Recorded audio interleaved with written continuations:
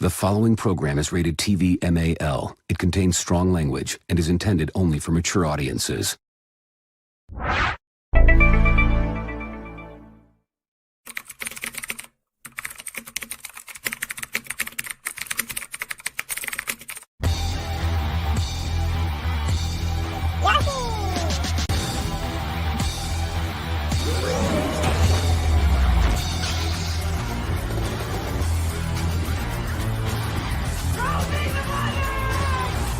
Where's my money, bitch?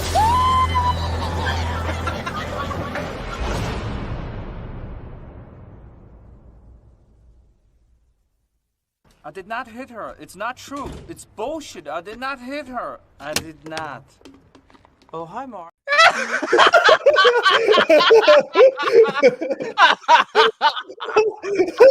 I can't. I literally just 2 minutes ago we were watching Jordy watch this movie. He barely just got finished. Oh my god, this is gonna be the Blair Witch all over again. I swear to God. I swear. I hate almost everything in life because of this movie right now. Oh, you think that's funny, don't you?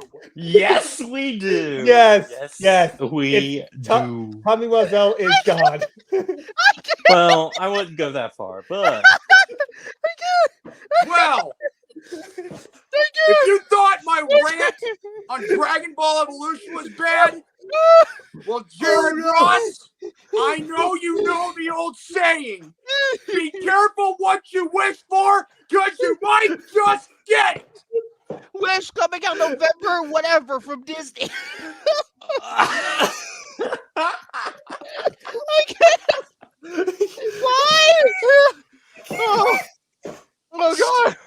Oh my god, Dad, I gotta calm down. You ignorant sons of bitches!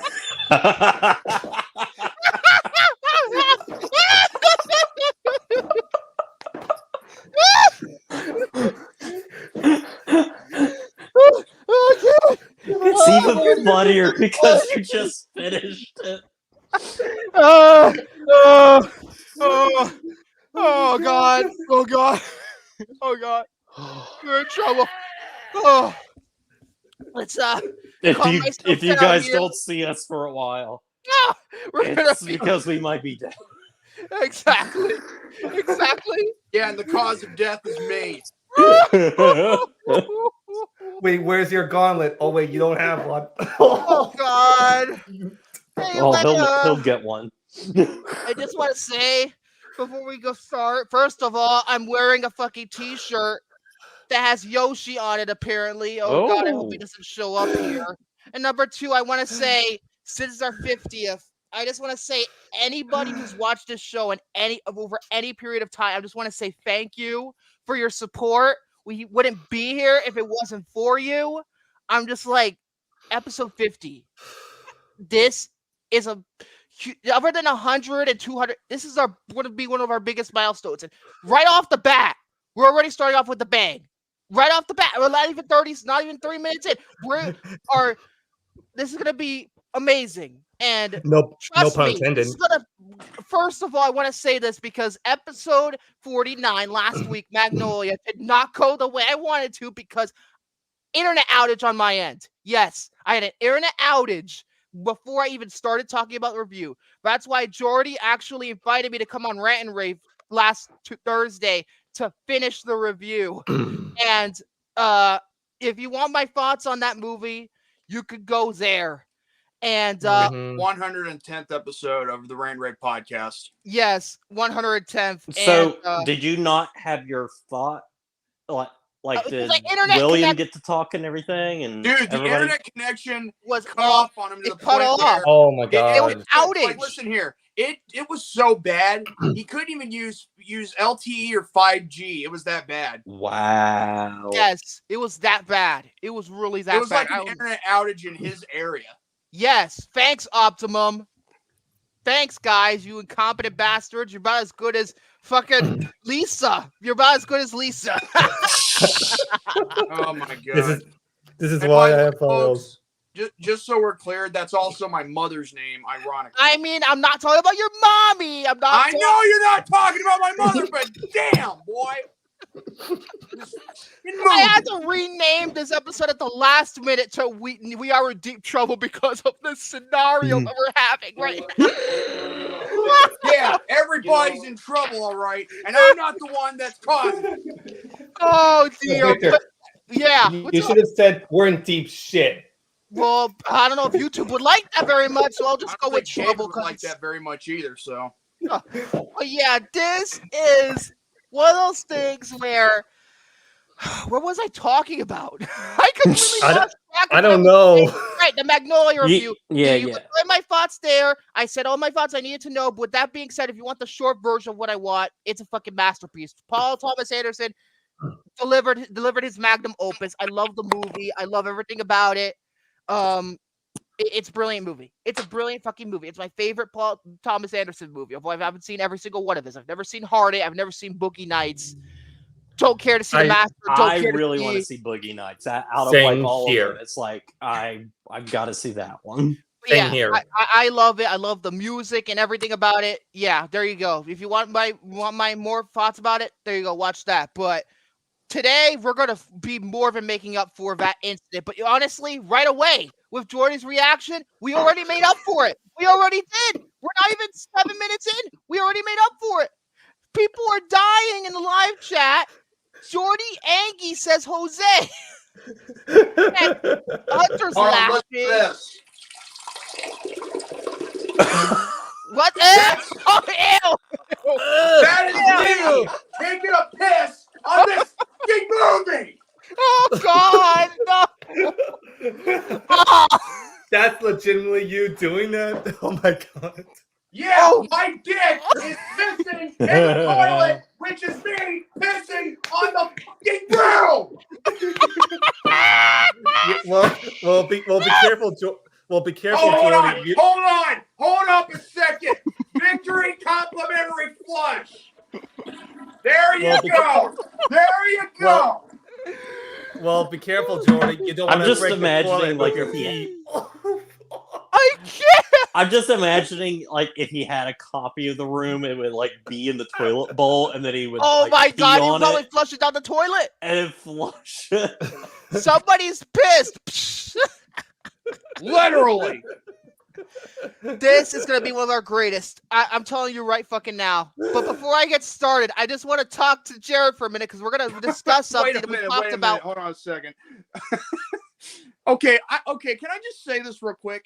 I've never really understood of the whole phrase "eat my ass," because here's the thing: who wants to eat an ass? That's gross. Yeah. I say it as a figure of speech. I don't mean literally eating my ass, because again, nobody wants to eat Not somebody else's you. Hades Lord. I don't see his comment. Oh, Jesus. Thanks, YouTube. Thanks, StreamYard. I'm a mod, so I had to, accept his, comment. All right, I'm just gonna have to keep an eye on this. Oh, look, here comes another held review. There you go. I let that one go. I gotta keep it. I have to keep monitoring this. But otherwise, anyway, back to what I was saying before, Jared. Let's talk about the Best Buy news. You probably heard about what happened. Yes. Because we were talking about this last week. I was ranting about this. What are your thoughts on the Best Buy matter? Well, seeing as, like, I absolutely love Best Buy, and it's weird because my best friend has never been able to find good stuff at Best Buy. I find good stuff at Best Buy all the time to get. And they've been, like, releasing, like, Criterion 4Ks, which is like crazy to me. But I find all my stuff like I tried to, I don't use like Amazon all the time or anything, but like I try to get like my Blu-rays and 4Ks and stuff like from an actual store, and I use Best Buy all the time. So this is like It's so frustrating. I was talking to my girlfriend like the other day and everything, and I'm like, "Well, man, we're just gonna have to buy out that entire Best Buy." Like, but before it happens, and everything, I'm like, I'm just gonna buy every movie that's there. I bet you they're gonna have a liquidation sale in like January. They're probably gonna have some liquidation sale. Not where like they're gonna sell everything not for cheap. not like the liquidation I just did in the toilet. Oh my god!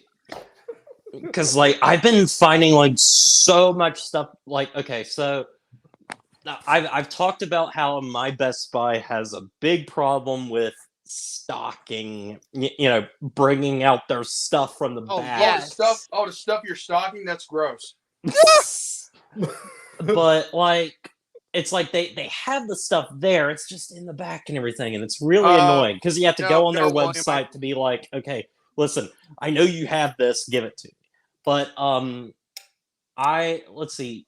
I live like an hour or so away from the capital of West Virginia, and like they have a Best Buy there that I went to, and they kept it stocked up and everything. It's like they had everything. They had stuff that wasn't even at my Best Buy, and like I love Best Buy so much and everything, and this is just frustrating because I love started. Oh no!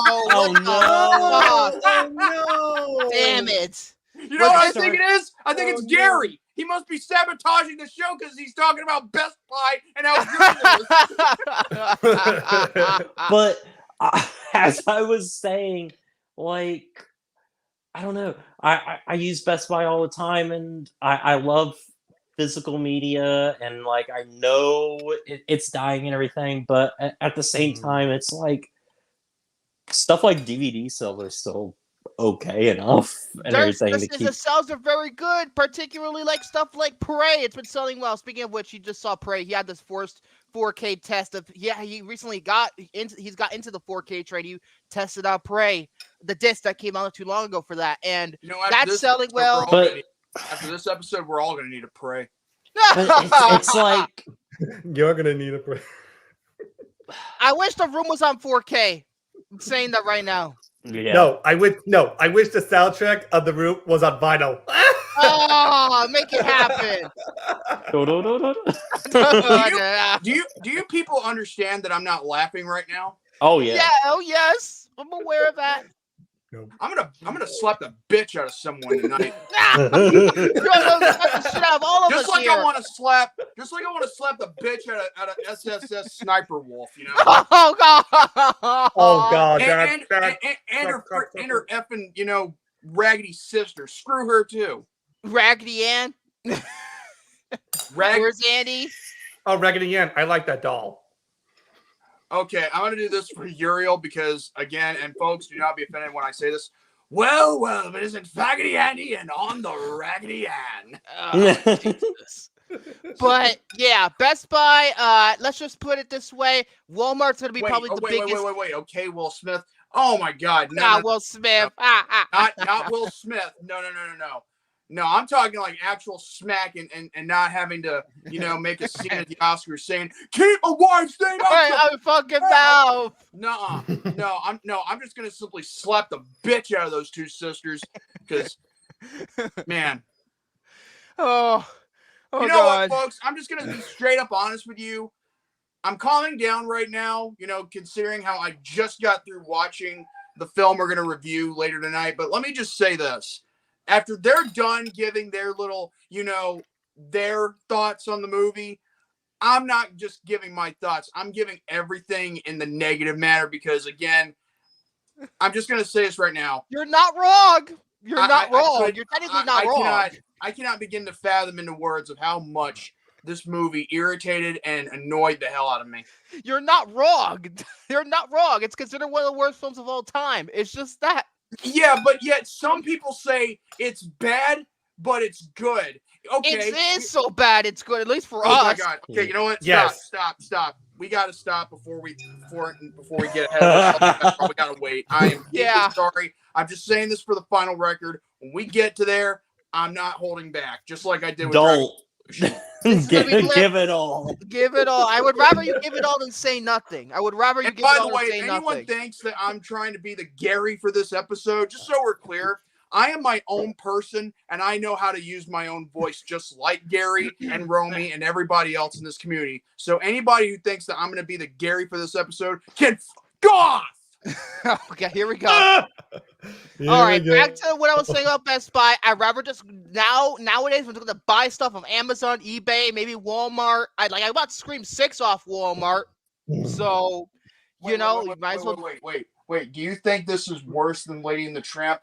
Oh my God. In 2019, Jose, oh my God, you're just going to have to wait. Because let me tell you, I had my own critiques of Lady and the Tramp 2019. And I had a lot of good points as to why, it insults, your intelligence.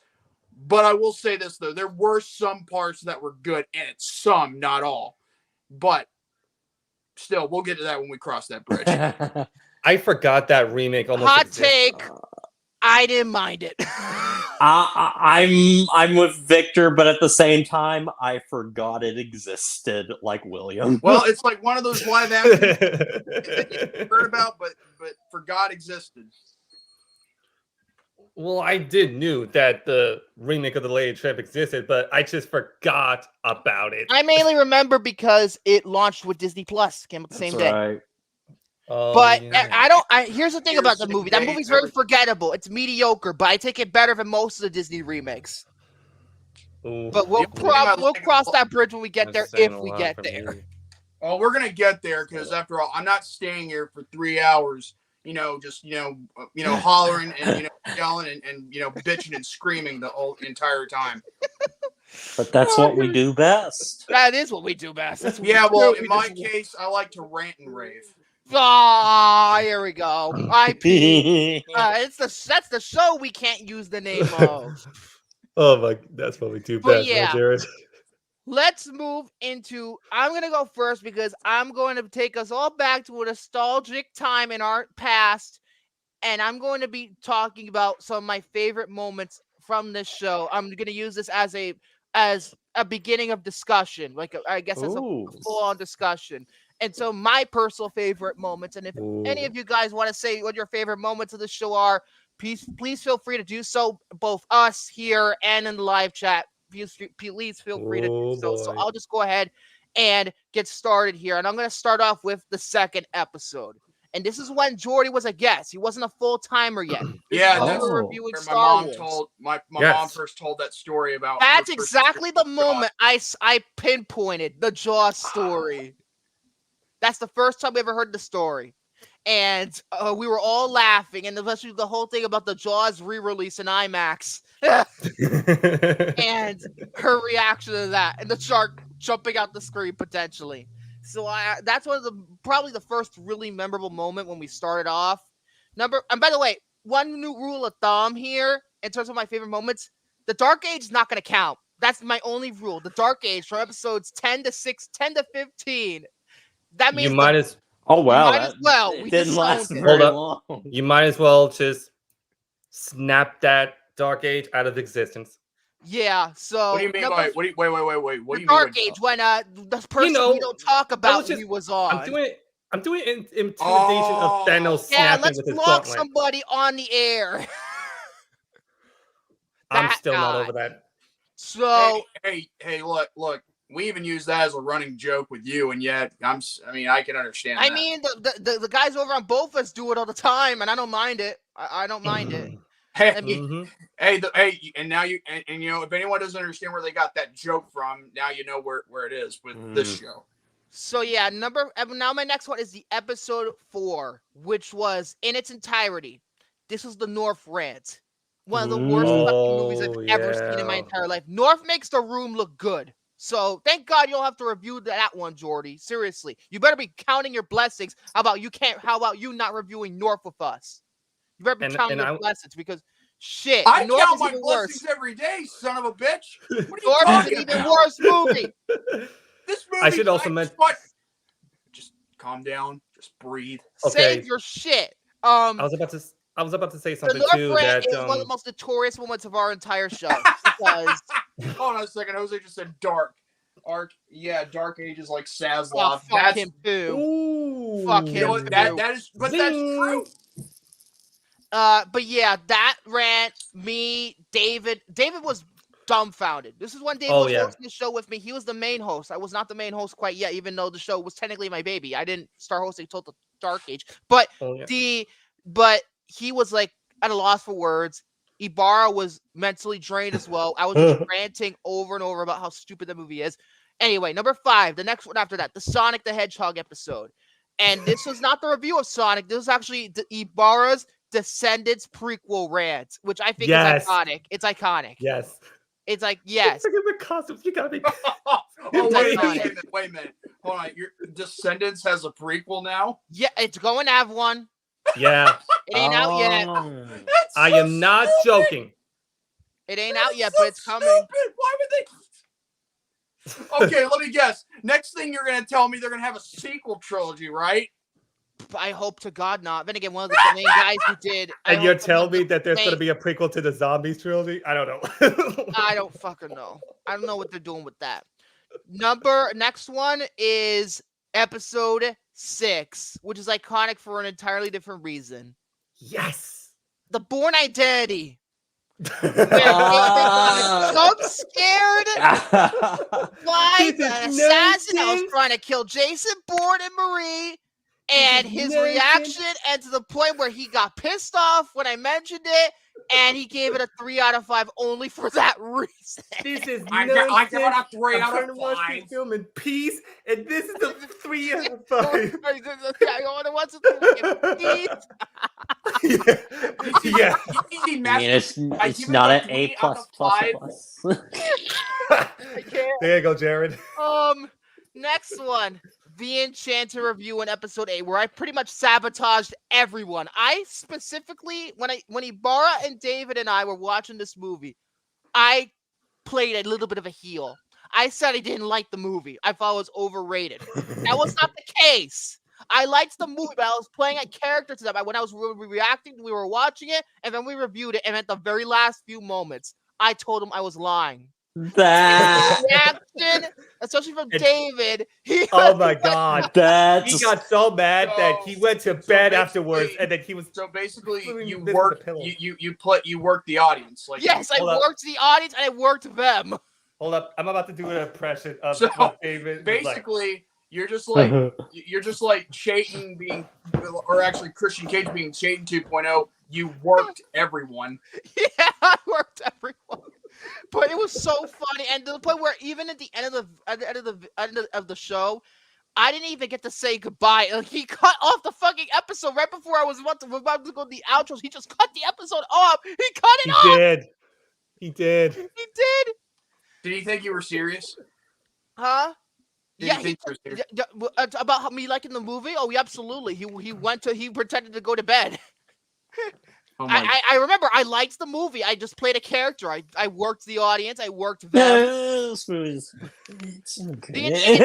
very good movie. If I said that about Disenchanted and saying it was a good movie, I probably would be canceled. I've heard so many bad things about that movie. Next one is the following episode of that. It's a David list where he was talking about the best movies on Disney Plus, and he was mispronouncing so many names. And this led to one of the most notorious mispronunciations where he called Coco Koku. Damn it, Jose. Jose, you Koku. It's like like twisting around Goku's name. Look, Jared, look at this bullshit. That's funny. Now we're gonna jump all the way up to episode 16, the first one with the current format of the show. With these guys, when I brought in these guys, and this is our last Airbender review. Oh my God! Okay. Like I said before, I'll say it again. There was only 2 fight scenes in that movie that I kind of liked, but everything else was garbage. I still stand by that. I think there's no redeem. If you know what's funny, everything you say about the room is everything I would say about the last Airbender. There's no fucking redeeming quality about it, except for the score. The score, I'll defend the score, but that's about it. Yeah, I'll defend the music, but that's And it. I will agree with like I think it was Ibarra with this. He like because we praised the score and everything, but he was he was also like I mean like there's nothing like special about the score or anything. I'm like yeah I can't really remember it. And guys, this was my reaction after I saw The Last Airbender for the second time. Oh my god! Yeah, you were. Yeah, you were. You were on Hangover. Next I one. was pissed beyond belief. Episode 17, the Bratz review. Mainly a revelation that Jordy brought us. Oh, where I know what it is. the guy who played what the fuck's his name? The kid's name, Dylan or something. I don't fucking remember. The love interest for Yasmin. He was like 23, 24, and she was like 16. something among those lines. I can't fucking remember, but something among those lines. And yeah, that revelation and the whole prep that it was just fucking Bratz. I was just ranting about it. Episode 19. Oh wait. Oh, the Bratz review. Oh yes. My. Yeah. Yep. Yeah, I'm telling you, they were when I brought up that revelation on the behind the scenes of the real ages of certain actors and actresses, like for the main actress and the main actor, I'm telling you, if you want to talk about the like promoting pedophilia or almost promoting pedophilia, that's it right there. Next one is. And by the way, folks, I am not using that word loosely or trying to, make someone look bad. I'm calling it how I see it. Next one is episode 19. This is the one where David came back and we reviewed Field of Dreams. And we were just roasting it. Yes. That was the whole fucking thing. I knew he was gonna give it a 5 out of 5, and we were just roasting the shit out of him. And yeah, it was just one of my favorite moments. A lot of people love it. I will never forget. Let's not forget about when he was like wait. He loved the movie because of baseball. Yeah. Yeah. The T-shirt in Bratz where it was the Punisher. That's right, the Punisher T-shirt. That's right, the Punisher T-shirt. David, what were you saying, Jordy? Remember that episode? I was trying to figure out what shirt. I mean, it was a Punisher T-shirt that the character was wearing because the Punisher movies at the first two were made by Lionsgate. Bratz was made by Lionsgate. It was also V. Arad, who was the head of Marvel's film division, and I produced Bratz. So there's connections. Next one. The following episode, episode 20, the board supremacy, mainly us talking about Marie's death and us being very angry about it. Particularly Ibarra. He was like, why her? Why her? Next one. Ironically, episode 21, the Say Anything review, which is not like a funny moment, just something I remember because how much I love that fucking movie. How much we all loved it and all that stuff. Yes. And I love Say Anything. Say Anything. You weren't on this one, Jordy. You were not on this one. It was okay, because I remember there was one episode I was on. I think you'll probably talk about it later. I think Next one. It had Seth Green in it from what I remember. I'll talk about that in a minute. Episode 22, George of the fucking Jungle. Oh my god! Yes! Okay. That has to be one of my favorites. When we were watching this, well, I was watching this for the first time, ironically. And this is on, we were watching this during our Twitch, live reaction. Yeah, we did that. And all of a sudden, I actually called it, well, almost, even though it wasn't entirely, that I believe that, what I think, I think a black guy's gonna be the first one to die in this movie, even though it's a kid's movie. And then all of a sudden, one of the guy falls down from that bridge. One of the guides fall off the bridge, and I'm like, oh my god, I did not mean that. I was just joking. And then all of a sudden, don't worry, nobody dies in this movie. They just wind up with big boo-boos. Look at this. Boo-boos. And that's the guy. That's the guy who fucking fell off the bridge. Wait, hold. You know what I think? I can't wait till we get to Deep Impact. Man falls in poo. Classic. Yeah. But also, let's not forget that he got a shot of the lion's balls. Oh yeah. Shit, I forgot about that.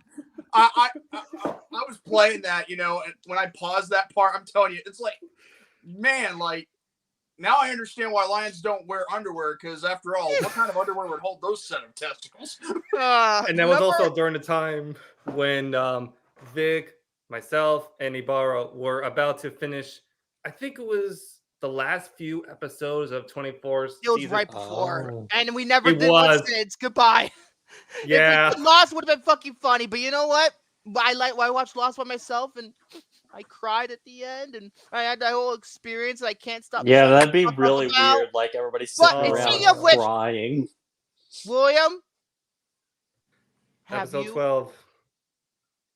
12? You only Wow. got to 12? Wait, you finished 12 or you're on Well, 12? Well, he was on vacation True, for a but little yeah, bit. no excuse. He went back on. I finished episode 12. I finished episode 12. I finished it. Is that where the case may be? That's one of the worst. Is this the one about the case? Is this the one about the case? Oh my god. William finishes the show and he's like, it was okay. No, you better not. Oh my god. Oh, no. My god. Oh no. Oh my god. Oh no. Oh no. Oh no. Oh no. Okay. He's alive. All right. Never mind. I had to refresh my page because I need to know if my mic was working or not. Okay. Okay, go ahead, next Victor. one. Episode 31 for 2 reasons. Number 1 is the Can't Hardly Wait review, a movie that I fucking love and I'll praise the shit out of anytime I get. And of course, let's see if I can try and fucking replicate this again.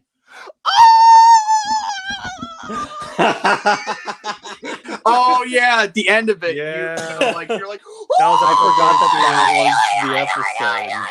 32.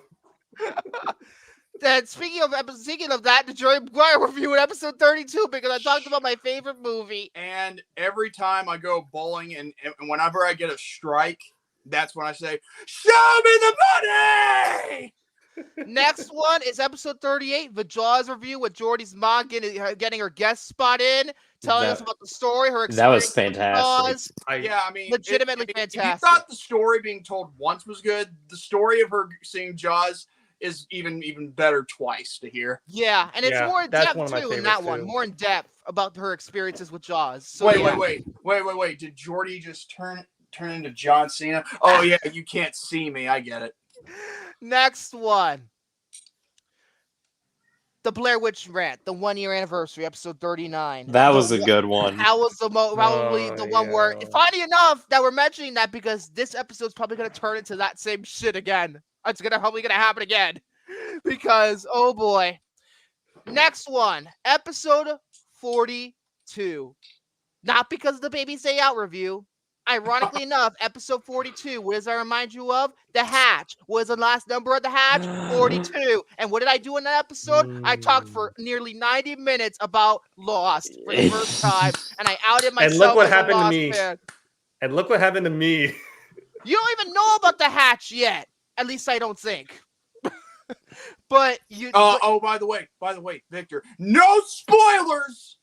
The Hatch is coming soon, though. He's like 1 or 2 episodes away from knowing Victor, about the Hatch. No He's spoilers. Hey, I could. Whatever. He doesn't even know what Let I'm Vic talking talk. about. Let me him talk. Let me talk. It's my topic. Let me talk in my topic because we got squeegee honey points. Speaking of Lost, let's see how far I can get this. Let's see how far I can get this clip. Oh God! Look at this. Oh God! God damn it, Jose! Hold on. But then again, he always looks like an ape. So what does that tell you? Oh jeez, this is probably gonna end so bad that I might as well. I don't have the Lost title card at the end of each episode on me, but I might play this. Yes. Play the credits. Yeah. I played it for a few seconds so Disney won't get on my ass. I love how I'm just like laughing every time Vic brings up the show. Yes. Oh yeah, and then there was that. Then there was that thing I came up with, like no more Lost.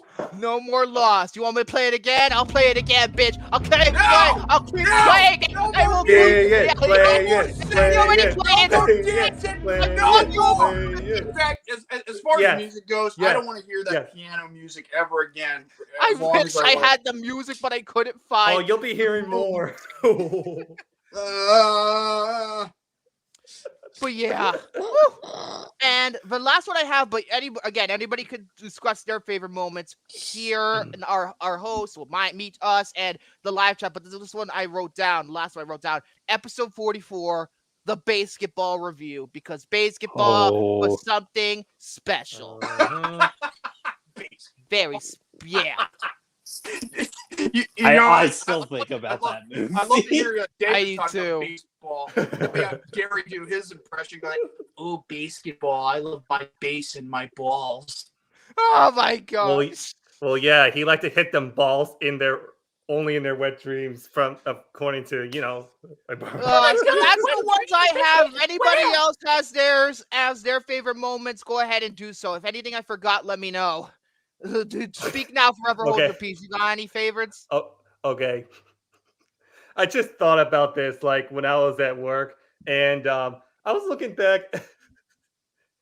You, Victor, and your silly Kabasa had to cut the Independence Day review, and they had to do I wrote it down. I forgot to mention. I wrote it down where I pressed the button. And Jordy unleashed hell onto me. I forgot to mention that. I wrote it down, but I forgot it. You deserved it. That reminds me of, like, of course it wasn't as stupid as your little incident, but I remember back when I was doing like video game streams and stuff, I was playing Kingdom Hearts 358 over 2 days, and for some reason it cut out, and I had like 10 minutes left of the playthrough. Oh my god, wow. So I had to get back on it. Yeah. Like 10 more minutes.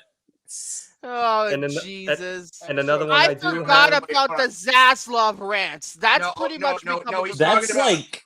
No, he's talking about episode 40. Continuous. It is very continuous. Episode 40. That was for 40. What did we do for 40? Which one? No, I think episode 40 was one where you had that massive Zaslav rant on that. Oh, was this the Max thing? Was this the whole Max shit? Yes. When the Max rebrand, oh yeah, the whole the pay your writers bullshit. That's when I think that's the one. I believe that's pay your writers bullshit.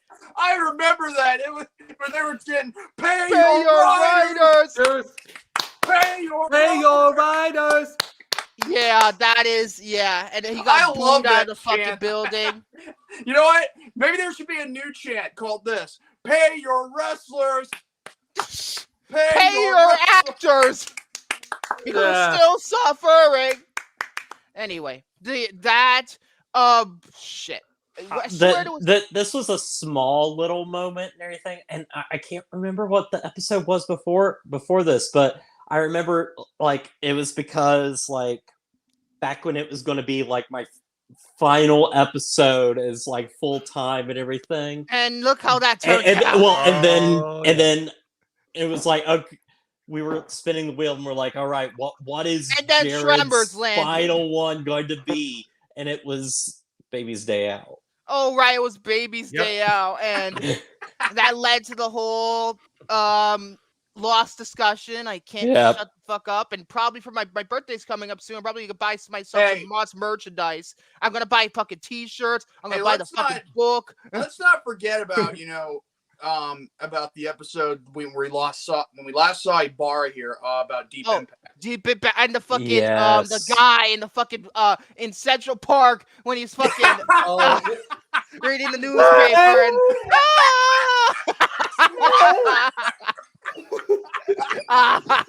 it's not funny, but it's so reading a newspaper. And you know what? The old guy reading a newspaper, and he's like not noticing what's going on, and he's like everybody's screaming, and then he's hearing in the background like he puts the newspaper down, and then he starts flying across the. I gotta say, us talking about Armageddon was actually just as funny. Supposed to be a dark. See, I know but it's supposed to be a dark scene, but still, I can't help but laugh at that, even though it's supposed to be based on real life. But here's the thing: it is a fucking movie, and I cannot help but laugh and at it's that not part. accurate at all. No. But yeah. I forgot another one. I just remembered one. It involves this. Not every movie needs a post-credit scene. The Scream 6 review. Oh yes. And where I pretty much talked about it as about. And this is when I pretty much before Lost. That was when I just went balls deep into a movie. I just went balls deep. Well, after this, it feels like somebody's gonna be balls deep into something like acid or something. You just enjoyed Scream. Shit, it's the best movie of the year. Shit. 8 out of 10? No, it's a 6 out of 5. No, it's not an 8 out of 10. It's a 6 out of 5. But A yeah. plus.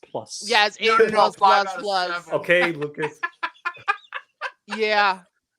Mission Impossible was a close second, but and then also too, I forgot. Yeah, go ahead. What? It's back to A Beautiful Day in the Neighborhood. This is the one where Ibarra spun the wheel, right? And then it almost landed near Phil James. And it landed on Big fucking Daddy. And let's just say that David went absolutely nuts. Yeah, he did. He did. He was so mad they went on Field of Dreams. That's something I want to mention.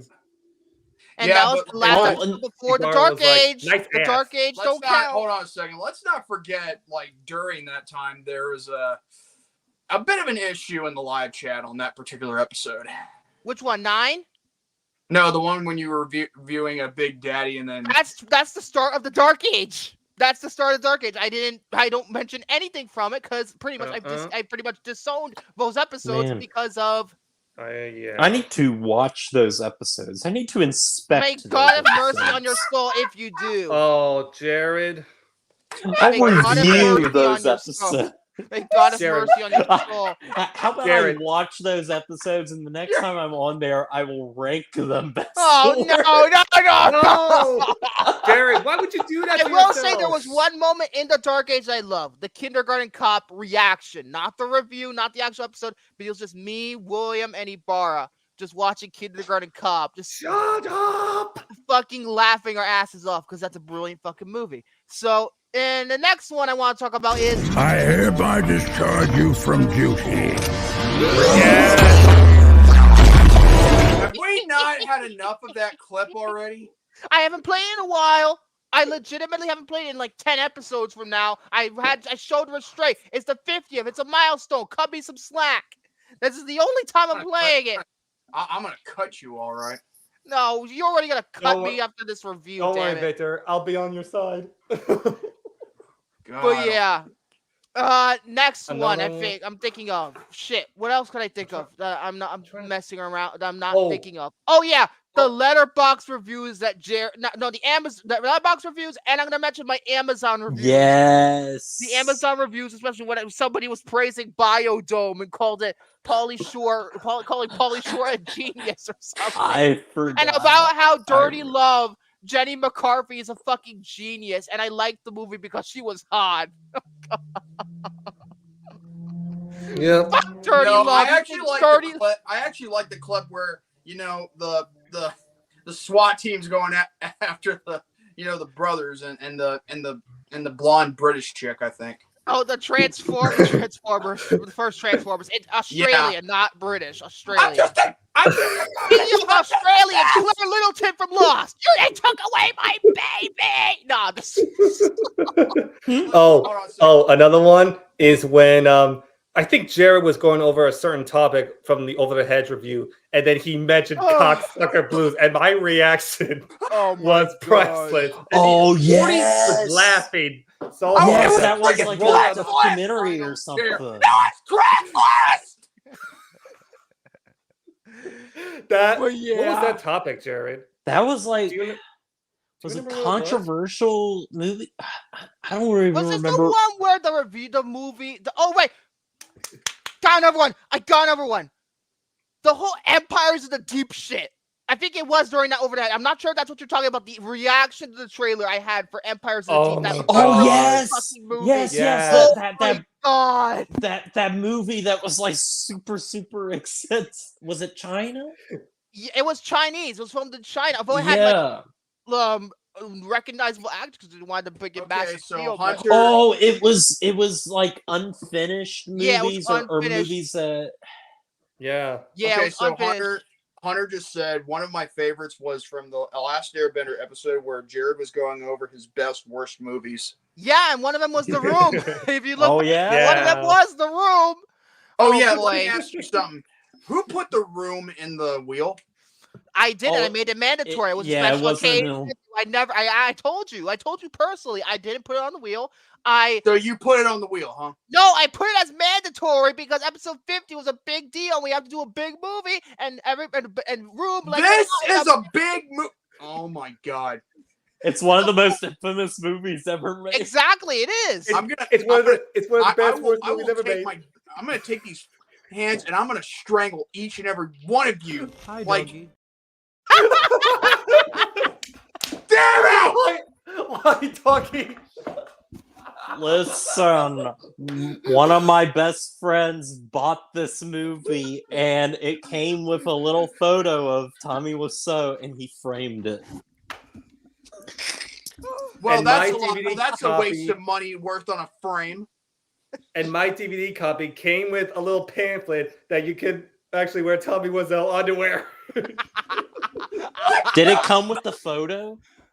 Did it come with the wearing Tommy Wiseau underwear? That's the one. That's the one. Jordy, look into his eyes. Oh, Jesus! I am still looking for my Put copy that of... thing in my face again, and I'm gonna split your melon just like I'm gonna split Victor's. Oh, Jesus! What if The Room in IMAX? No, I paid harder money to see. I would Wait. I would pay harder money. I was looking for this the whole time, and I stared at it, and I found it. I found the disaster. Yeah, they made a book about the making of The Room, Jordy. It's called The Disaster Artist. They also made In that fact, we book might into talk a about movie. some of the making. And they made it into a movie, which is actually a legitimately good movie. Like it's not a bad, intentionally bad movie. It's actually a legitimately well-made movie. So it's funny that the making of The Room is better than the actual movie, but that's besides the point because this movie's so fucking awesome. I don't want to look at something making a disaster movie. I just want to get this over and done with. Oh dear! If we watch this movie and put this on the wheel, this is gonna be painful. This is gonna be painful to watch The Disaster Artist now. I don't want to watch that. I don't want to watch that film ever again after this. Geez. You haven't even seen The Disaster Artist. But it's got Seth Rogen and James Franco. And his brother. Yeah, Dave. Yeah, Franco. yeah. It's got Zac Efron. Yeah. And Zac Efron. It's got Zac Efron. Shut the Zac Efron. I forgot Zac Efron was in that. Yeah, he was. He played the guy who played Chris R. Yes. Chris R. Yeah, the drug dealer. I want to go back to Deep Impact for a second. And the thing is, what's notable about that episode was that it was Uriel's last appearance before he had to go on hiatus and, finish his exam, like throughout the entire summer. But you know what? I will have an update on him on this episode. So just hold your horses for that.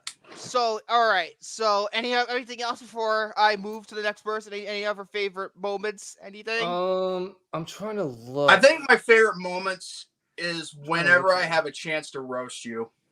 Me? Those So are pretty much really anytime good. I mention Lost. No.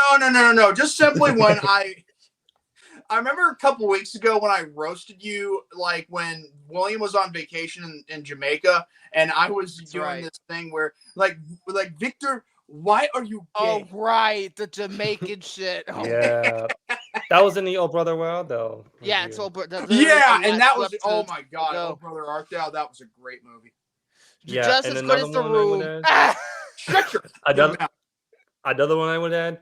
This might be one of our most proud reviews we've ever done. The Back to the Future review.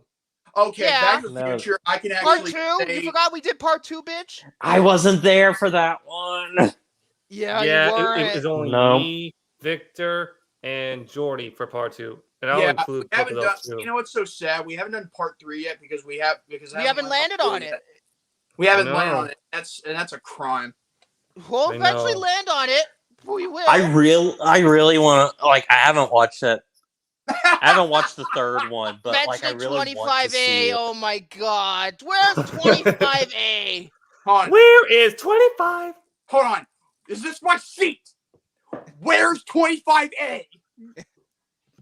Where is 25A? Why did she just knee me in the stomach? Because you deserved it. Yes, she did. Because you deserved it. She did. You deserved it. Excuse me. I am South. I am part West pirate. I can say gold digger anytime I want. Also, Okay. another one I would add. The Oh, intro sequence in Empire Strikes Back, where Oh no, Jared, you got off for a second. What? Oh It no, I did. didn't see it. You can't no. see me. Oh wait, never mind. yeah, another one I would add too is when I dressed up as like a Jedi Sith in Empire Strikes Oh, Back. I remember that. And that Missy. Hi. That's another one of my favorites. Sorry. But yeah, that's amazing. But that's all I think can- we've that's pretty all I much can think covered of. it. That's What, pretty much wait, covered what it. about Yoshi? Oh, that's right, Yoshi. Yes. Cocksucker. Leave me alone. It's funny because I'm wearing the damn shirt. Oh shit! Oh my god, Daisy! What the hell? What? Bram You- Stoker's hold on a Dracula? Talk second. about overrated. Look here. Oh, here Hey, we go. hey, Oh, you my God. be, you be quiet. Yeah. Yo, bike. Behind me. Put a I've claw never out seen and that movie, rub but my- you the be back of my quiet. arm. I thought someone was out to get me. Oh, Jesus. But yeah, yeah, Bram Stoker's Dracula. Talk about overrated. You be quiet, sir. Style, no substance. Then again, this Oh, movie didn't come really on. have substance either, but it's brilliant for not having substance. At least Metal Gear Solid 2 had substance. Subsistence. That's 3. Subsistence 3. I said Metal Gear Solid 2. Anyway, let's see. Jared, you could go next. All right. Mine's gonna be a little bit of a doubleheader because some things that I got are on this list that I'm going to talk about. Okay. And then also I might talk a little bit about the movie, a movie that's on this list that I did see. Okay. And this is the title I came up for this list. My very outdated Martin Scorsese filmography ranking. Oh, this is gonna take a while. You saw Killers of the Flower Moon, did Oh, you? boy. Did you pass, I won't spend too much time on it. Did you pass? I want to ask you this: did you pass the bladder test? Did you watch all 3 hours and 26 minutes without going to the bathroom? In fact, I only saw one person go to the bathroom the entire time, and I told in the forum that like my girlfriend and I were the youngest people in there, and it was just old white people. Old white people. This movie makes you feel bad. Oh no, it makes you feel bad to be an old white person. Basically. So yeah, this is a very outdated ranking of Martin Scorsese's filmography because I think it was 2 years ago it was when.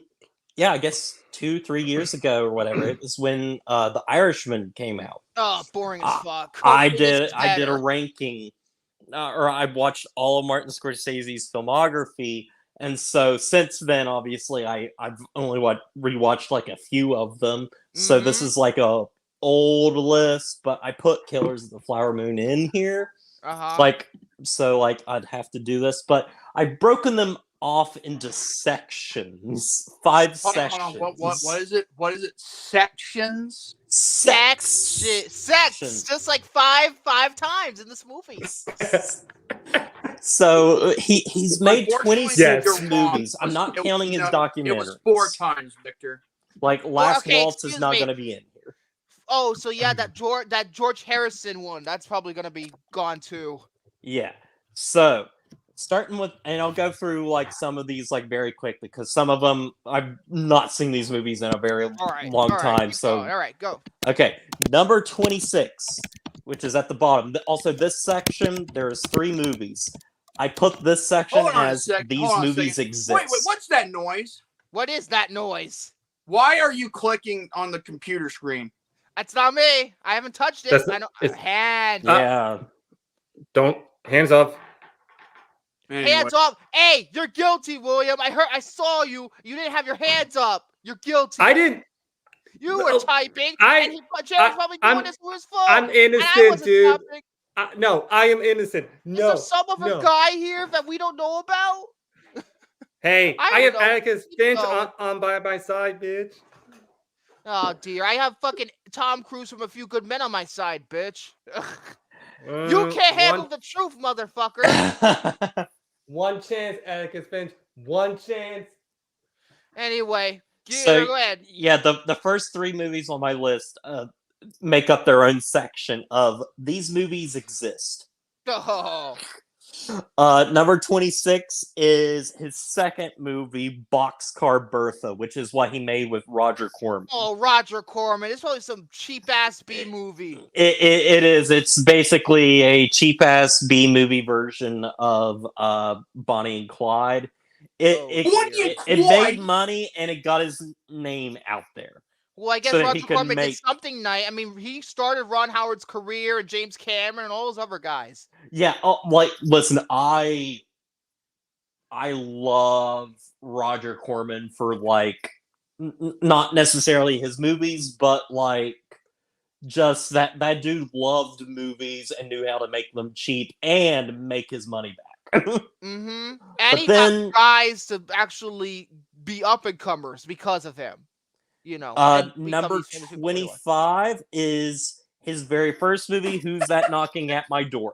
It's a movie that's pretty boring, but it's like it's almost like I think it's basically, right out of, film school kind of movie, just to sort of, prove you can make a movie kind of thing.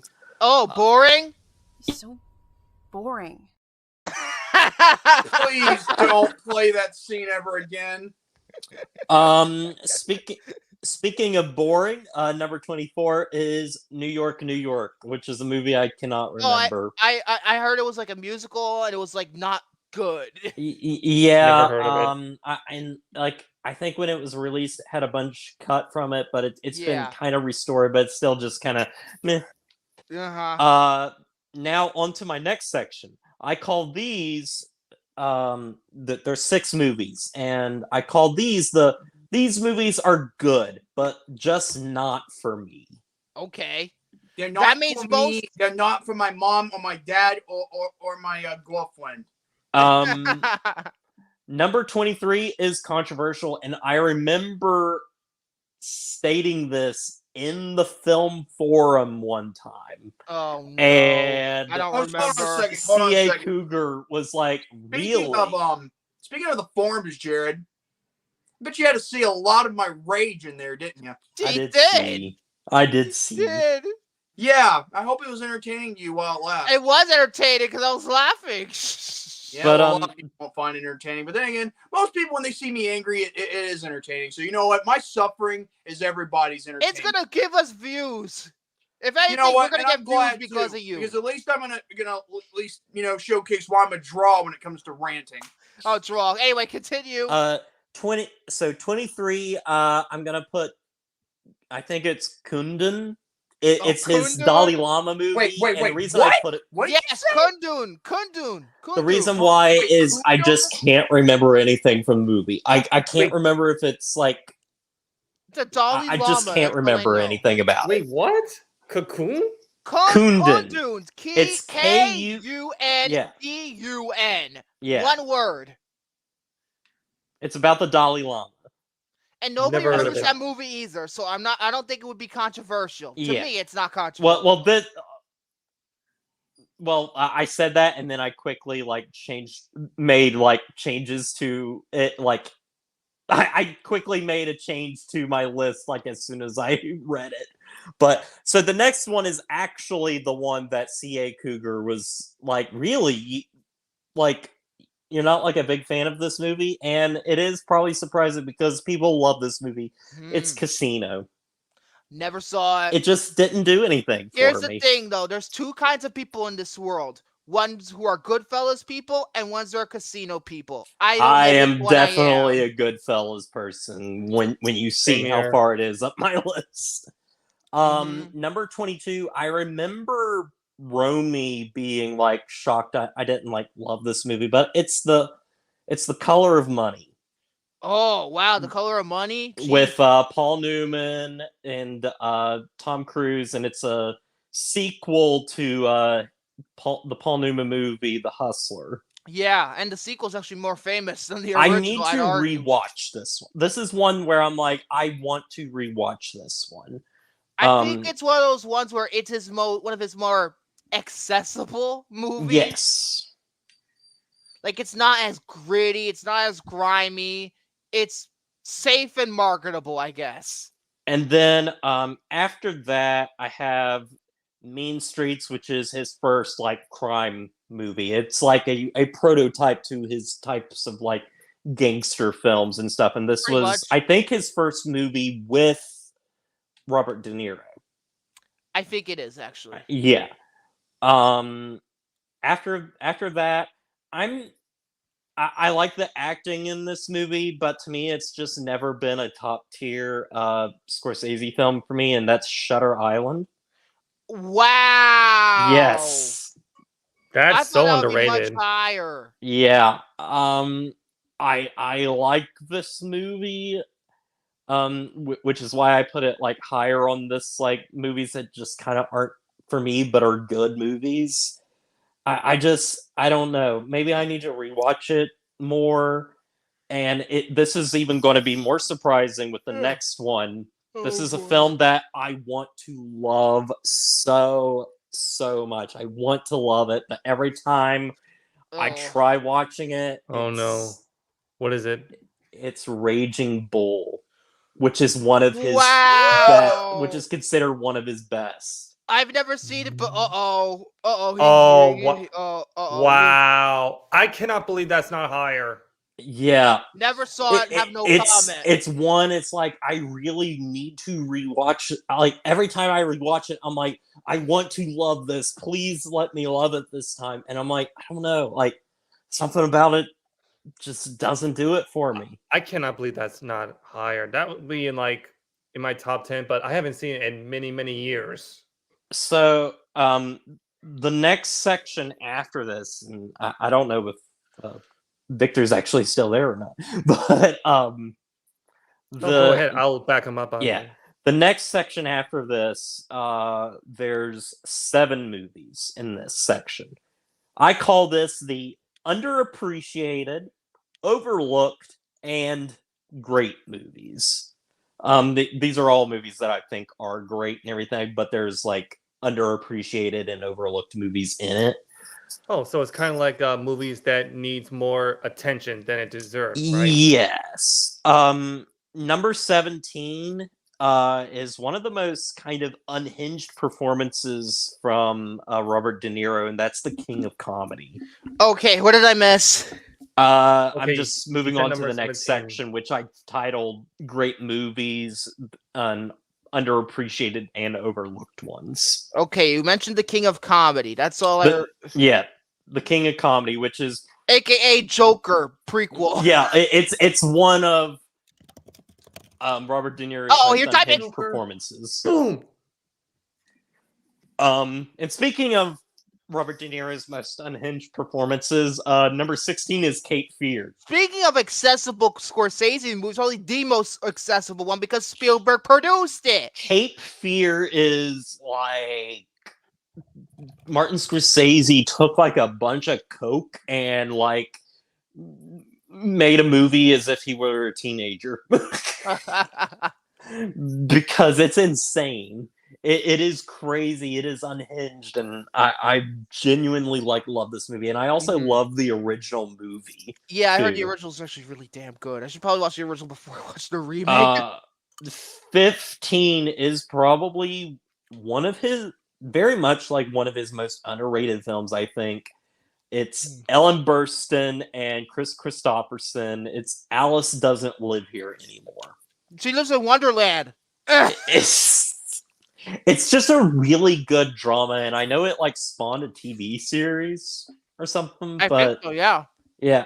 I don't know. Like, I love Ellen Burstyn. She's just a really good actress, and this one's really good. Number 14. This was his last collaboration with Paul Schrader. It's the internet. Oh no. Oh, what? Uh-oh. Damn. What is it? Uh-oh. Uh-oh. Oh no. Not again. Well, at least he was like. Can you guys hear me? Knew. Yeah, Yeah, I can hear you. Oh, okay. For some reason, I thought when you said I thought it was coming from my end. No, it was coming from our end. I was afraid of that, but. Uh-oh. I'm here. Oh, shit. Okay. Wait. Whoa. Yeah, take that out. Fucking Whoa. being a piece of shit. Okay. Whew. Damn. That was scary. Oh, you had me worried for a second. I thought I was the one I who was hope gonna there get is no cut out. fucking outage. Swear to God. So Anyway, go ahead and continue. this bringing stupid out the shit. dead. Bringing out the dead, yeah. Nick Cage. Nick Cage is Unhinged, freaking crazy. out. You know. Yep. The same Pretty typical shit. freaking good. Number 13, After Hours, which is a comedy that he did. That's pretty fucking funny. But I can't remember too much of it. Another movie, though, that I can remember a whole lot of, and Victor has, in the last couple of months, seen this movie. Is it Gangs of New York? Yep. Great fucking movie. Great fucking movie. Brilliant movie. I loved it. Number 11, The Aviator. That's another great movie, too. All right. So, this one will, have some controversial picks, with like Victor for sure. But wait, you're saying something about controversy and me? Maybe. Jesus. This section is some of Scorsese's best work as a director. I'm just saying that, like, as a director, these are just well-directed films and everything. They are some of my favorites, obviously, because they're in the top 10 now. We're in the top 10 no now. Shit. But number 10 is Hugo. Hugo, aka kids movie for Marty. I think this is definitely the one that I think is the closest to Martin Scorsese's heart, because it deals with just the early era of film, like specifically with something like Trip to the Moon and everything. He is a big film historian and preserving film. Right, it's a Hollywood self-indulgent project. Basically. Just like La La Land. Just like La La Land. This number 9 will be controversial in some groups, because some find this movie kind of boring, but I find it pretty enlightening. And it deals with religion, which is something that Marty. Yes. Oh, Jesus. It's something that my parents Martin Scorsese is saw that movie. with. I never seen it, but my parents saw that movie. They couldn't even get through it. It's that from what they told me back in those days. It was long. It was tedious. Nothing really ever happened. Jeez. And now we get to number 8. Killers of the Flower Moon. Wow, that fucking high. Oh wow, the new dog on the block. I think this is a very important film. I think it is one of his best directed films. It feels like sometimes it feels long, Oh, then God, other 3 hours, times it 26 does minutes is... fly by. Okay. Because I will say, like, I felt its length about halfway through. But at the same time, I was like, I looked at my phone for the first time. I'm like, holy crap, we're like 90 minutes into this movie. That's kind of crazy. But like, I feel like when I looked at my phone, I started feeling the length, and it was because of that. Uh-oh. But then the last hour is like absolutely like riveting, and the performances, like, it's so interesting watching Leo DiCaprio just be like a very like scumbag kind of character that you want him to make the right decisions. Apparently, he And plays like a dumbass in this movie. Apparently, he plays a he really never big does. dumbass. Apparently, he plays a really big dumbass in here. Lily Gladstone is... That's what I want to talk to you about, because everybody is praising her in particular. She's fantastic, and Robert De Niro is so like chilling. The ending of this movie is, I don't know, it just like really like gets to you. Like it has like an ending that really like, I don't know, it kind of stings you at the end. You're like, oh shit. Kind of. So it's like the ending of Oppenheimer, when you see Oppenheimer's realization that he created the damn bomb and now it's going to destroy the world with the sting. Yeah. And by the way, it's not a spoiler alert. It's been out for months already, damn it.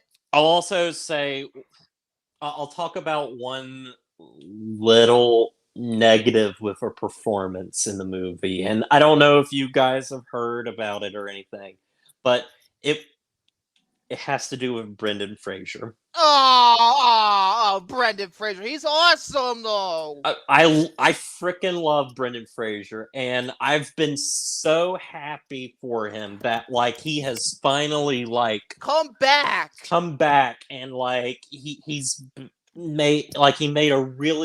got a really good performance for, you know, a showcase for his acting in something like The Whale, which I still haven't seen, but regardless, and then like he's in a Martin Scorsese film and everything, and it's like, it feels like that's great. I think he's miscast in the role that he's in. Wow. Because he plays Robert De Niro's lawyer near the end of the movie, and you guys have, you know, seen Brendan Fraser and everything. Brendan Fraser has like a very kind of distinct, soft kind of voice. So when he's yelling and trying to be very commanding, it doesn't work. It feels like it should have been somebody with like maybe a deeper kind of voice, because it just comes off as a little silly. I think personally, he would have worked better in Jesse Plemons' role as an FBI agent. Isn't he play Hoover or something? Does he play J. Edgar Hoover? No, but he's a member of the FBI. Okay. But yeah. That's my short and sweet review of Killers of the Flower Moon, because I didn't want to talk about it too much. Yeah. Number 7 is a movie that like I think we all can be like, oh, this is fantastic. It's The Departed. Number one for me. That's no question about it. It's the best movie he's ever directed. And then I'm also sorry, Victor, but number 6 is The Irish. Over the freaking Departed? I'm sorry.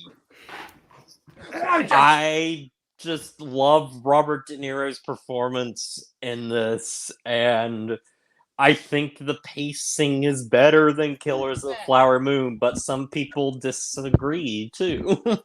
That fucking snooze fest, The Irishman over The fucking Departed. Give me a break. I cannot believe I cannot believe this. This is betrayal. This is absolute betrayal. You betrayed me. Wait, I'm trying to find something that fits it. Hold on. Give me a minute. Oh God, no, here we go. Over. Everybody betrayed me. I fed up with this world. That's how I feel. That's how I feel.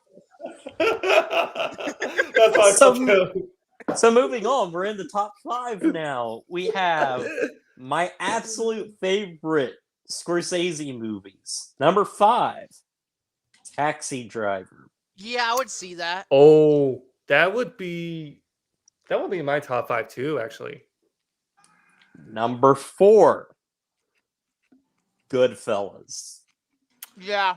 That's I can see it. It's really hard it's really hard, like, because it's like Goodfellas is just that good. I think it's either my number 1 or 2 with The Departed. Now now like the top 3 and everything are just kind of like, it's like these are like some of just like my absolute like personal greats and everything. It's like I just resonate with these movies a lot. That means that The Last Temptation of Christ has to be very high on here. Uh-oh, you're gonna get controversy. We're all gonna get canceled now. Number 3 is The Last Temptation of Christ. Canceled! And this is where I bring in like the second part of my topic. I got the criterion of Last Temptation of Christ. Oh, yeah, you actually told me that on Messenger. Yep. I didn't know I've been wanting to get that for a very long time, and they had their big like 24-hour like sale thing, so I got it like 50% off. Yeah. Let's just put it this way: if you are heavily religious, don't watch this movie unless you could stomach it. I will go so far as to say that I think Dogma's a better, easier movie to get through than this. I think personally it doesn't do anything wrong, but like if you're like not inclined to believe that, like, I understand. Thing is, based on the actual like a different book altogether. Yes. I don't know how good it adapts it or not, but I don't know. But then number 2 is a movie I could watch anytime. Okay. Anytime. Like, I mean, really, this almost might be like my number 1, but at least it's my not number The 2. Roommate. Ugh. It's The Wolf of Wall Street. And I'm ashamed to admit I've never seen it. I think this is still Leo DiCaprio's best performance. He's just freaking fantastic. Margot Robbie's breakout role for her. It is weird thinking. It's like, oh yeah, but like you have all these naked women, then you have Marty Scorsese, who's like 70 years old, filming these women. It's a little creepy, but I'm sorry you didn't mean any harm. But it's still like one of the funniest films I've ever seen. It's hysterical. The 3 hours like freaking blows by. That's how you know you actually made something good, and actually when it flies by, looking at you, especially at you, Irishman. I hope Killers of the Flower Moon is more like this, where we're a little bit faster, please. Hey guys. Yeah. Listen to this.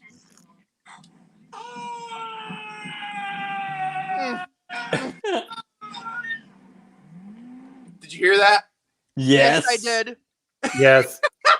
Yes, I did. Just discovered this in Grand Theft Auto 5, where you can actually play director mode, and you could do like pretty much whatever. And the one thing I like about GTA 5 is when you're falling and you're screaming for some reason, like oh! There's even like cheat codes in the game where you can actually just do whatever you want and cause as much crimes you want, and you don't get killed for it. Yeah, I know. But I just wanted you guys to hear that, because it's hilarious when I hear Michael. Jose, you are not the first person to say that. Everybody thinks that. Everybody knows that. Now be quiet. And finally, we come to number 1, which is something that nobody would ever put as their number 1, probably, which makes my list very unique. Maybe. Possibly. Wait! Oh no! You it's a period drama. No! I can't believe this. You're not gonna put Age of Innocence as your number 1. I think You're when not I watched gonna do this, that. I just had a very like emotional experience watching it. Dare and you like over to Departed? How dare you? know. Age of Innocence over to Departed? It's the Age of Innocence. How dare you? Which, in the most pretentious way, Martin here comes my favorite word. Scorsese has said this is his most violent film because of the words that wound them. Yet his movies have extreme amounts of profanity in them. So what makes a period piece Also, like this was so his violent? first, but before something like. Here we go again. Here we go again. Oh no! Now you did it. Now you can continue. Before Hugo and everything, this was like his first PG film. Oh jeez. But also I got the Blu-ray of it on This was Criterion. PG for Scorsese. That's shocking. I know Hugo was PG because that was a family movie, but this one I didn't know it was freaking PG. Also, what's interesting, I think it was somebody who was friends with Martin Scorsese, but they gave him 2 books and everything, and they were movies that he had been wanting to make for a very long time, and he eventually made them. And they gave him the Age of Innocence book, and then they also gave him like Gangs in New York, which is a better movie in every regard. And that's my list. And at least it's a period piece I can actually get behind. It actually has characters I care about, action. It has everything I like in a movie. Anyway, it don't have the borage scenes. Exactly. It's not boring. I mean, there's a couple of parts where it goes a little slow, but it goes by pretty fast. At least that movie. And I hate the fact that I still have that freaking DVD that splits the movie into 2 parts. I better fucking upgrade to the Blu-ray sometime, so I don't have to fucking get up and change the discs half the time. All right, Jordy, you're up. If you can. Okay, so my topic. Well, we're doing one at a time, right? Yeah. Yes. Good. We're all of us here. Only if somebody is not here is what we do. Not everyone. I mean, one person, not everyone. And speaking of that one person, yesterday, for all the good, like news we should get, this one is one of them. I discovered that Jordy Ibarra, aka Ibarra Studios, was active on Facebook Messenger / Facebook yesterday. He sent the picture. Yeah. And I sent it to the film testing forum immediately after I discovered this. And that is a sign, people, that he's okay. Obviously. Yes, obviously. So I did message him, try to say hello and see what he would do, but unfortunately he never responded, which that's fine. But hopefully we will hear from him soon, rather than later. But I will say this, though. For anybody who's been worried about Ibarra for a long time, he's okay. He's okay. You've got yourself an update, and it's from yours truly. And that's pretty much my topic right there. So yeah, hopefully, my hope is that maybe this holiday season he might come back. It might be a stretch, but I'm not going to lose hope. I don't know. How far along was he, like in school? Because he was going to school, wasn't he? Yeah, he was. Like, do we know how far along and stuff he was, or? I have no idea. But yeah, I guess with that, William, do you have something? Yep, I gotta listen. Jared, this is gonna be a personal list for me that is gonna be hilarious. Oh dear. Now I was doing some. Should we be in fear? No. Well, I've done a lot of research, and these are some of the most unintentionally hilarious scenes that came to mind. Oh. Since we're most likely going to be talking about, what's to come, and my first pick, pretty much everything in The Fanatic. Wait, so this is like your favorite bad moments in a movie or something like that? Or yes, funny moments. Exactly. You weren't specific. Be specific. I said most unintentionally hilarious scenes. That means me not paying attention. Wonderful. I zoned out. I wasn't either. Brain The Fanatic, number 1000. Fucking brilliant. The Fanatic, if let's not. Jordy wouldn't take The Fanatic very well either, would he? Oh my god. Gary also hated that movie too. Woosie's in the house. And one of my favorite lines. John too. Travolta was on the roll. He had Gotti. He had the Fanatic. Yeah. And speaking of that, that's going to be the next one, Jared. Gotti slapping the shit out of his son and Gotti. Oh my god. Pitbull. Pitbull. Yeah. Like, you shut the, you cocksucker. Do you realize what you've done? This is going to follow you for the rest of your fucking... Anytime John Travolta makes a passion project, it's going to be gold. The Battlefield Earth. That was a passion project. and also one of my favorite lines from the Fanatic. Moose just didn't cross the line. He fucking nuked it. Oh my god. Oh, absolutely. And the next pick I have, they are two from the same movie. Okay. The first one is the bathtub slip death from Wish Upon. I've never seen this, and frankly, I don't think I want to. Listen, my best friend and I, we were talking about that director. The guy who did Annabelle. It's the same yes, fucking guy. Because I've been watching all the Conjuring movies this Halloween. May God have mercy on your soul, because most of them are shit except for the main ones. Well, I didn't know that he directed this one movie in the sort of Conjuring universe that's sort of kind of connected, but it's only connected through Annabelle, similar to La Llorona, and it's a direct-to-video movie and stuff. And my best friend was reading off all his movies, and he skipped one of them. Mm-hmm. And then he told me all of them, and then he said he also directed this movie you might have heard of, Wish Upon, which is one of my favorite bad movies. And I was kind of like, for me personally, I was like, that movie is like worse than Annabelle, but I like it more than Annabelle. Yes, and the other scene is the last thing in the movie. It was traffic ping pong. Oh my god! That is where that movie became legendary for me. It hits her like a pinball into the other car. I'm convinced that Joey King needs to fire her fucking agent and go in movies that are more like Bullet Train, not this shit. Yep. I'm convinced, and the Disney movie. Fuck those movies too. This shit. But I've never seen Wish Upon, but every time I've seen those scenes, it always gets me a huge Wasn't Ryan laugh Philippe out in that movie or something? Wasn't he in that? What is it? Ryan Philippe, is he in Wish Upon or not? I thought he was remember. in it. Shit, let me look it up. Fuck, damn it. I don't know. Let me have a look. Okay. This next one, though, while you're looking at it, he's in it! It is Ryan Philippe. Shit. Oh my god. Oh my god. I cannot believe he was in that.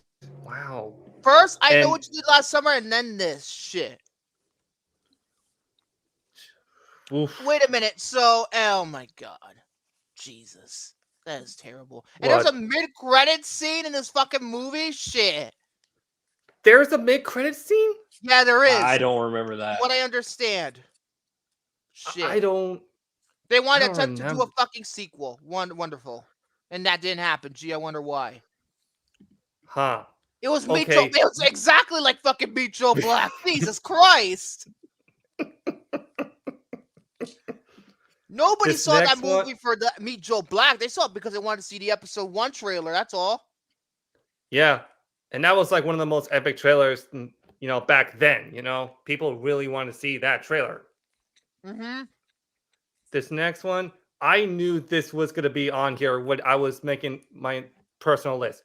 Liu Kang's animality in Mortal Kombat Annihilation. There's that awful CGI fucking dragon. Yes. Oh my god. Also directed by the director of Annabelle. Yeah. Yes. Oh my god, those CGI. It looked like a PlayStation 1 game. No, it looks like Play-Doh. It looks like fucking Play-Doh. That animality. I don't know why, but when I first saw that scene, I was like, what the fuck? He didn't turn This is into why the they MK2 shouldn't- This is dragon. why, even though the movie, the first Mortal Kombat ends on a cliffhanger, they should have not made the sequel at all. Just fucking imagine whatever you want, because this shit Yeah, but then again, look what is. came But after. honestly, I'm gonna be honest with you. Mortal Kombat Annihilation is bad, but it's funny. Mortal Kombat 2021 is insulting on every single fucking level. I mean, it's still bad. I mean, the only thing I liked about it were Sub-Zero and Scorpion being the best No, I fucking characters. despise it. I hate it worse than Annihilation. I'm sorry. I know that's a hot take, but that movie's fucking garbage. That movie is garbage. I don't know why they're making a Really? fucking sequel. I mean, Why? Then again, David Zaslav fucking hates me, so whatever. yeah, but then again, when I first saw the MK 2021 reboot, from the opening scene, I was like, "Oh, okay, this sounds like CGI pretty in that movie promising." is fucking Let's see. garbage. Oh, the CGI blood too. It was Ugh! horrible, horrible. It is. Yeah, and next one, I have two scenes from the same movie as well. Oh, here we go. The Bye Bye Man. Ah! I watched at the same time as Wish Upon. It was a Choo great choo. double feature. Choo choo. And then, pow! It hits that girl. And then it cuts right to the conductor. And he was like, No! No, it's before he hits her. Before he hits her, he goes, no! That's right before he hits her. Oh my god. And the other one was when The car crashed. The car hits the crashed. librarian, and she does more barrels than Starbucks. Oh my god. My god. Those scenes, man. Oh my god. Oh, this next one, I'm gonna have to do an impression. Hold on. Oh, Hold on. dear. Here comes this. They're eating her. And they're gonna eat me. Oh, my god! Oh my. Oh. One needs to be said about it, though. Nothing. More tumbles than Casino Royale. Oh my god. I need to watch the Daniel Craig Bond movies again. I love pretty much all of them except for Quantum of Solace, and Spectre's okay. I don't think it's as bad as everybody else thinks, but it's still not a good movie either. Quantum of Solace, when I Quantum of was Solace watching was that shit. movie, I didn't like it.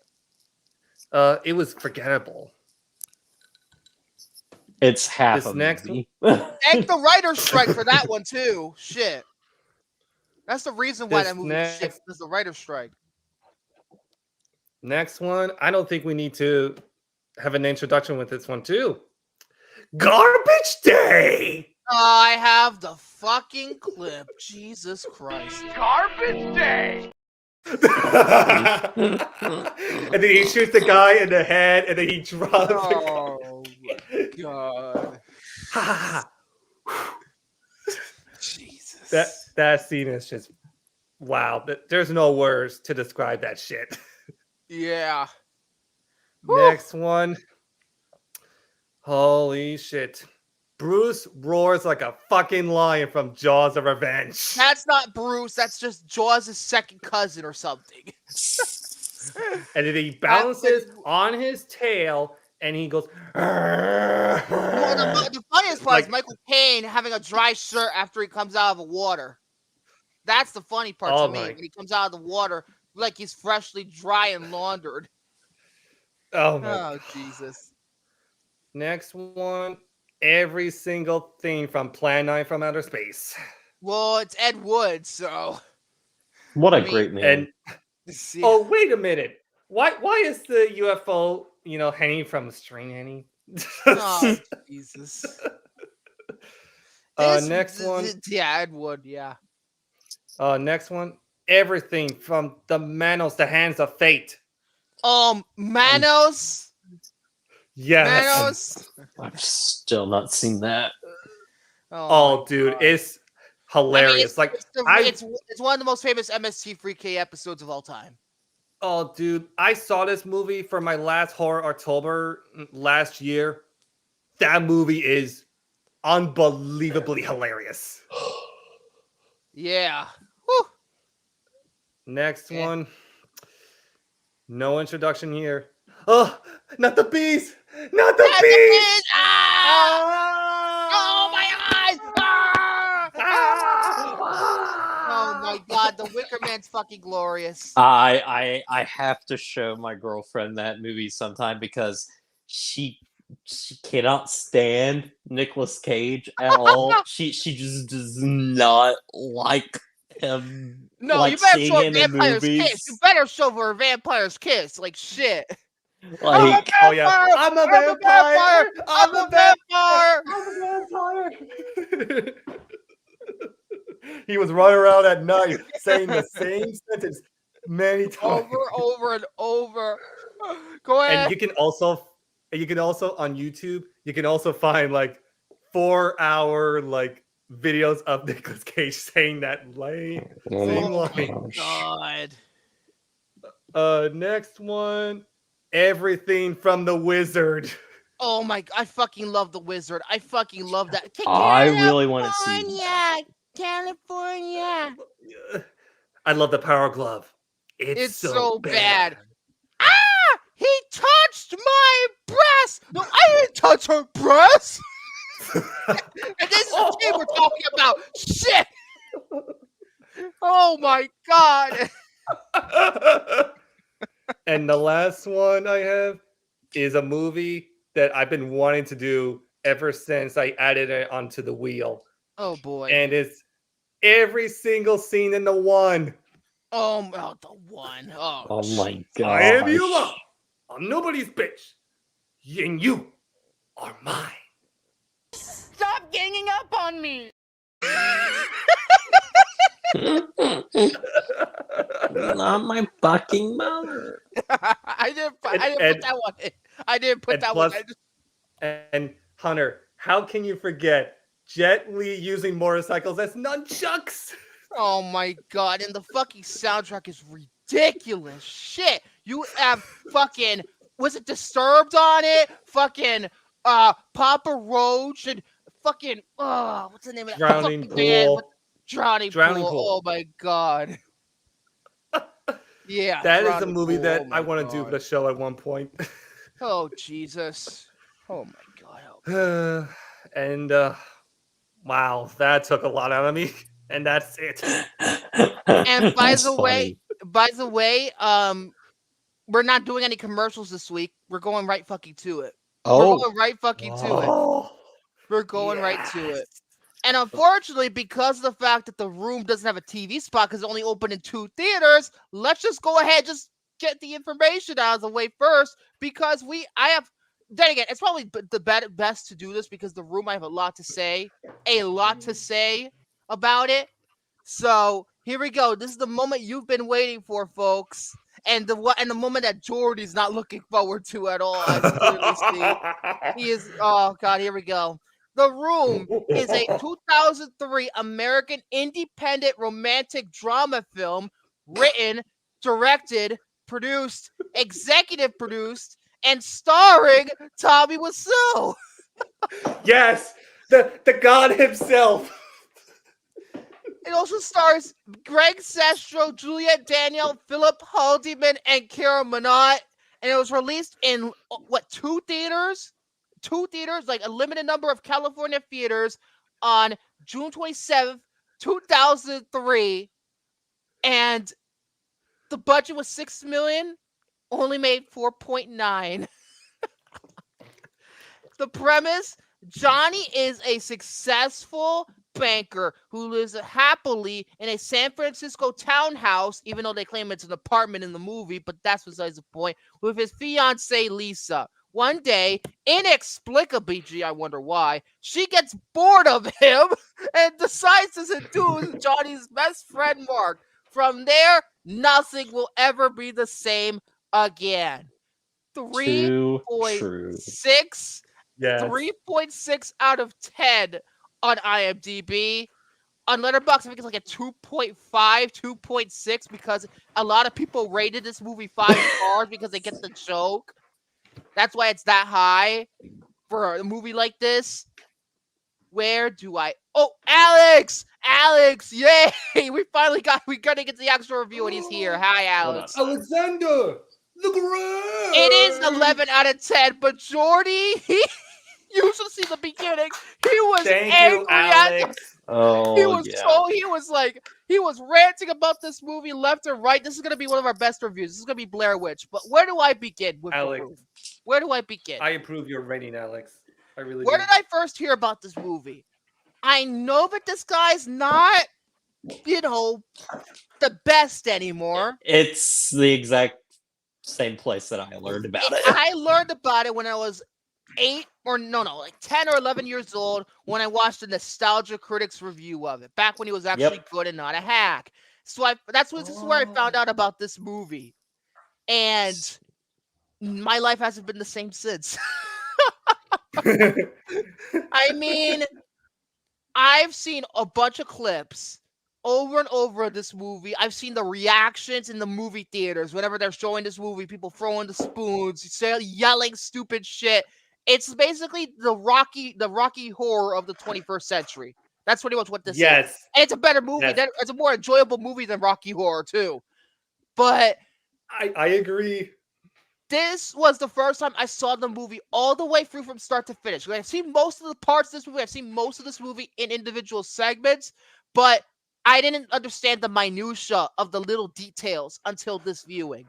And I gotta say, I fucking love this movie. I do too. I do too. This is the movie equivalent of Buffy. It will change your life. Exactly. And Lost. Don't forget Lost. Yeah. But this movie is fucking hysterical from start to finish. Oh I my mean, God. the opening credits of the movie with the fucking piano music.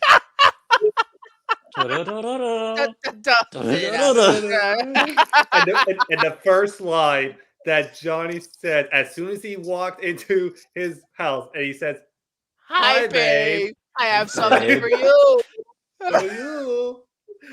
Oh my God! This is right from when he opens that door and says that line. You know you're in fucking trouble, because this is from that point forward. It is one of the it's all downhill. It's all uphill. Or uphill, depending on how you feel about it. No, uphill, more like it, because it's glorious. I mean, it's uphill because it's San Francisco. No, wait, it's not San Francisco. It's San Francisco. It is San Francisco? Yeah, you see. That's right. That's right. Holy crap! Yeah. Yeah. And so it is uphill. But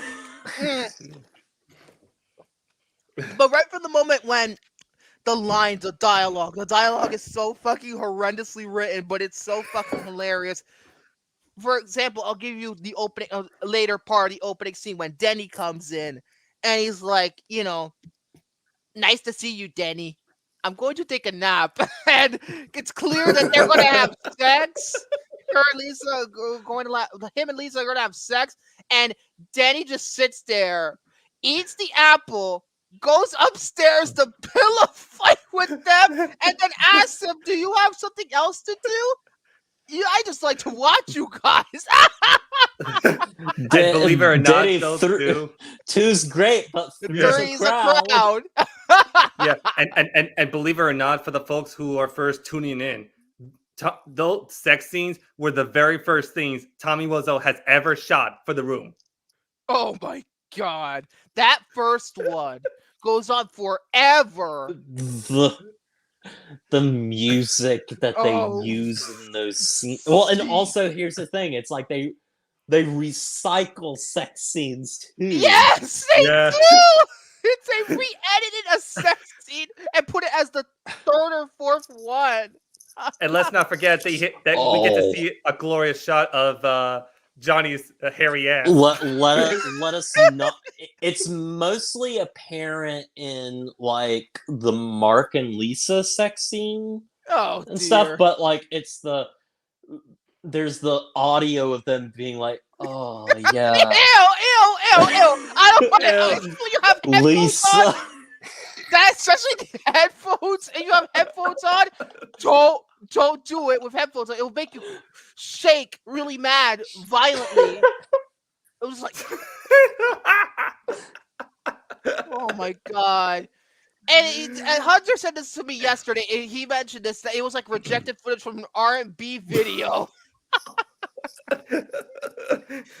That was funny, Hunter. Let's not mention that the fact that he doesn't even put it in the right way in the first sex scene. Oh, yeah. He doesn't put it in the right way. He's belly button all the way. Yes. And Johnny's hairy ass all the way. Oh god, his ass is so horrible to look at. No, oh my god, he has the scariest ass. It's so weird. He's so like, I don't want, talk about Tommy Wiseau too much, because even though he's kind of a shitty guy and everything, I kind of respect him in a way. But he's buff and also disgusting to look at. Yeah, especially with a shot but he's wonderful. Oh my god! But those go on for so long. But besides the point, there's like other scenes I can point to where, like, for example, whenever Lisa's mom comes over, and the discussions they're having are just the most random shit you've ever seen in your life. They have the exact same scene, almost word for word, like 3 or 4 times. Exactly. I'm in love with Mark, not Johnny. It's not right, Lisa. Yeah, and after their conversation was over. Okay, I'm back. We're going into the review now, so. Yeah, Lisa's let me mother know was when like, you're done. Huh? Let me know when you're done. So I yeah, can okay. start. All right, okay. And Lisa's mother was like, I'm tired. I want to go home. No. She's like, I have to go. She just abruptly says, I have to go. And yet you just came over there. You just came. And also, and 2 minutes later, you're going to leave. Also, too, she can't keep a straight face. Also, there's moments when they keep, like, entering this apartment and they, like, have left the door open, too. Oh my god, that's right. They leave the fucking door open without closing and locking it. Oh my god. I'm like, man, Chris R could have just gone in. Exactly. Exactly. And Lisa's character arc is just the most minute, the most. Oh my god. I don't know what this is. She is one of the most unlikable, like, characters I have ever seen, and it's because, like, she is just intentionally written to be awful. Yes. Like she's like a sociopath. Shit. I mean, fucking, oh my god. What can I compare this to in terms of unlikability? Shit. I have to think about what can I compare this to? I don't know if I've ever, like, seen a more, like, horribly written character. Like, Jerry, like, she was acting like a sociopath in that movie. She's a total skank. Sorry, there's no other way for me to put it. And literally, she just seduces Mark because she is bored of Johnny. That's the only explanation that we're given, that she's bored. Why is she bored? Never explained. Why? It's like, because he provides for you. But and darling, also, you can't support yourself. Also, it's funny because, like, the movie's obviously like a Johnny is a self-insert of, Tommy Wiseau. And it's like everybody loves him. Like, and everybody talks up to Lisa about how good Johnny is. I think, well, this is another thing that's actually, like, brought up in the book of The Disaster Artist, which, Greg Sestero didn't have, like, a full, like, understanding and everything, but I think it's kind of clear that maybe Tommy Wiseau was in a relationship of sorts and it didn't end well, and this is him just, like, writing out his emotions. So essentially, this movie's almost like a Twilight movie, but instead of Stephenie Meyer having a wet dream about her boyfriend and making him a vampire, it's more about him taking shots at his ex in a way. It's like we have no confirmation of this, but I feel like it's like something you could infer by like just watching it. I mean, my God, never have I seen such an unlikable character in my life in anything I've ever seen. I mean, shit. A lot of Lost fans hate Ana Lucia, but shit, she's more likable than this. She's so stupid too. Like the things that she will do, especially later on. All right, enough with the Lost shit. He hasn't even gone that far. He hasn't even gone to season 3. Shit. Anyway, go ahead. You were saying before I zoned out. Oh, she was just like. I was just saying, it's like she's such a stupid character too, especially like the things that she does like later on in the film, and I'm like, you're just asking for the worst to actually happen. Exactly. You're just like asking for the end of this movie is all your fault. Yeah, exactly. I'll get to that. Yeah. But I love how stupid Mark is in this. He's like, "Oh, what are you doing this for? What's going on here? You're clearly it's happened multiple fucking times. Like, are you this Lisa, the sexy dress? What is going on here? Like, what is your problem, dude? You use your common fucking sense. Yeah. That's what makes it so funny, because he's that fucking stupid. Yeah, I know. You should know this is gonna happen for a while now. I mean, shit. I mean, this is like the anti-Romeo and Juliet shit. Or like, I don't know what to compare it to. This movie's truly one of its kind. Then you have Denny, who's like this college student. I think that's all we know about him. But he's a college student living next door, and he's apparently trying to, he's kind of has to sell drugs to Chris R or something. But Denny, what's funny about him is that he's supposed to be college age, and yet the actor's like 10 years older than that. Yeah. He's like he's older than Greg Sestero and the guy who plays Peter. Oh my god. Oh my god. I say we need a sequel to The Room and just retcon the ending, but the ending is what makes it so special.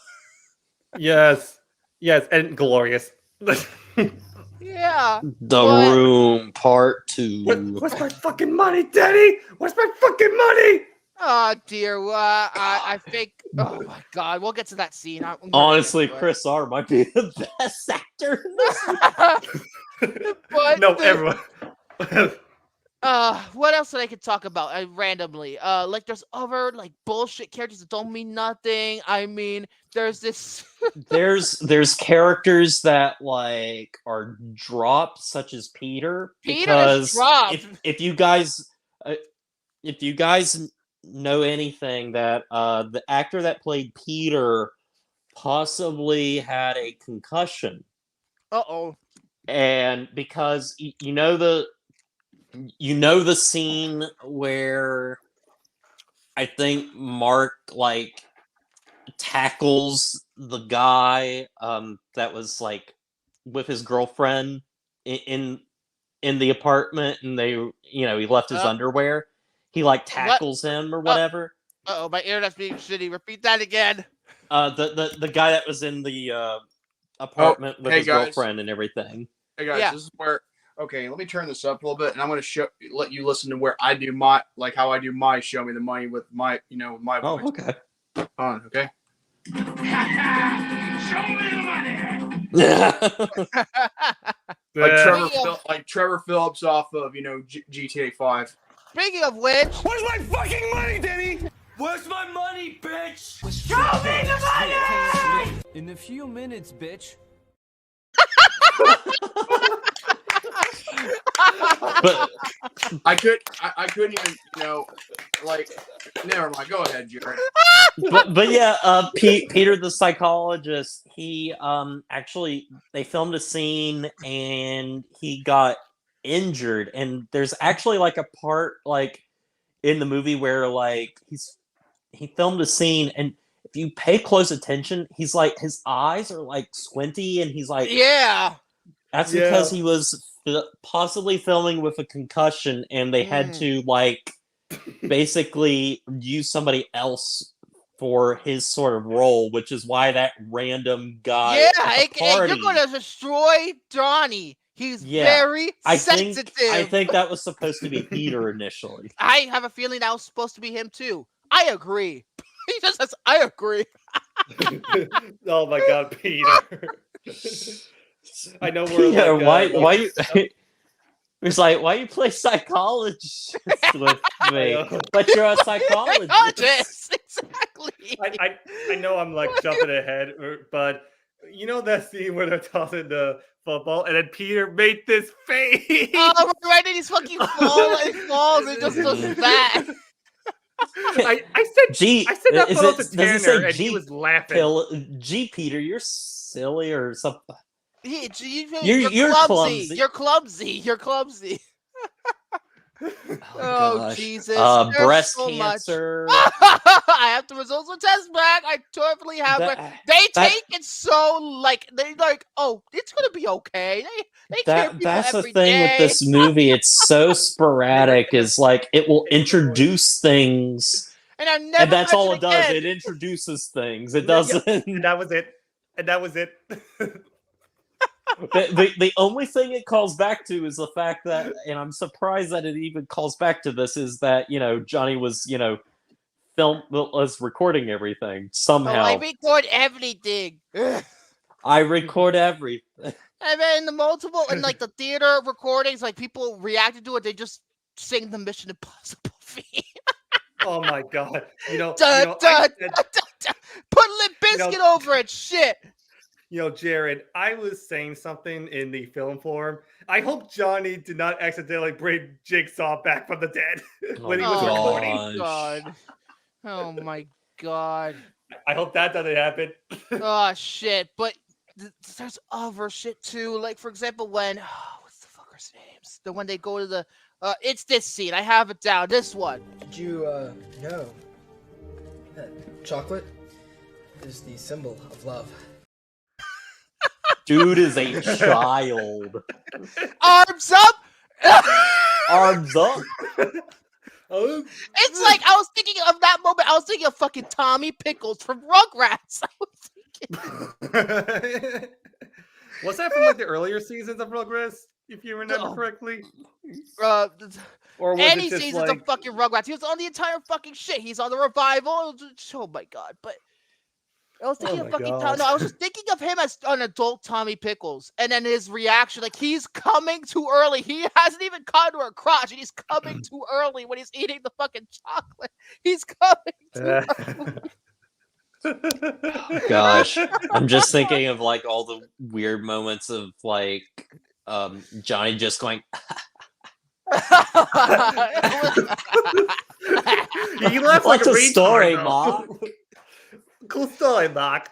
This is one of the most distinct laughs I've ever seen out of anybody. I mean, shit.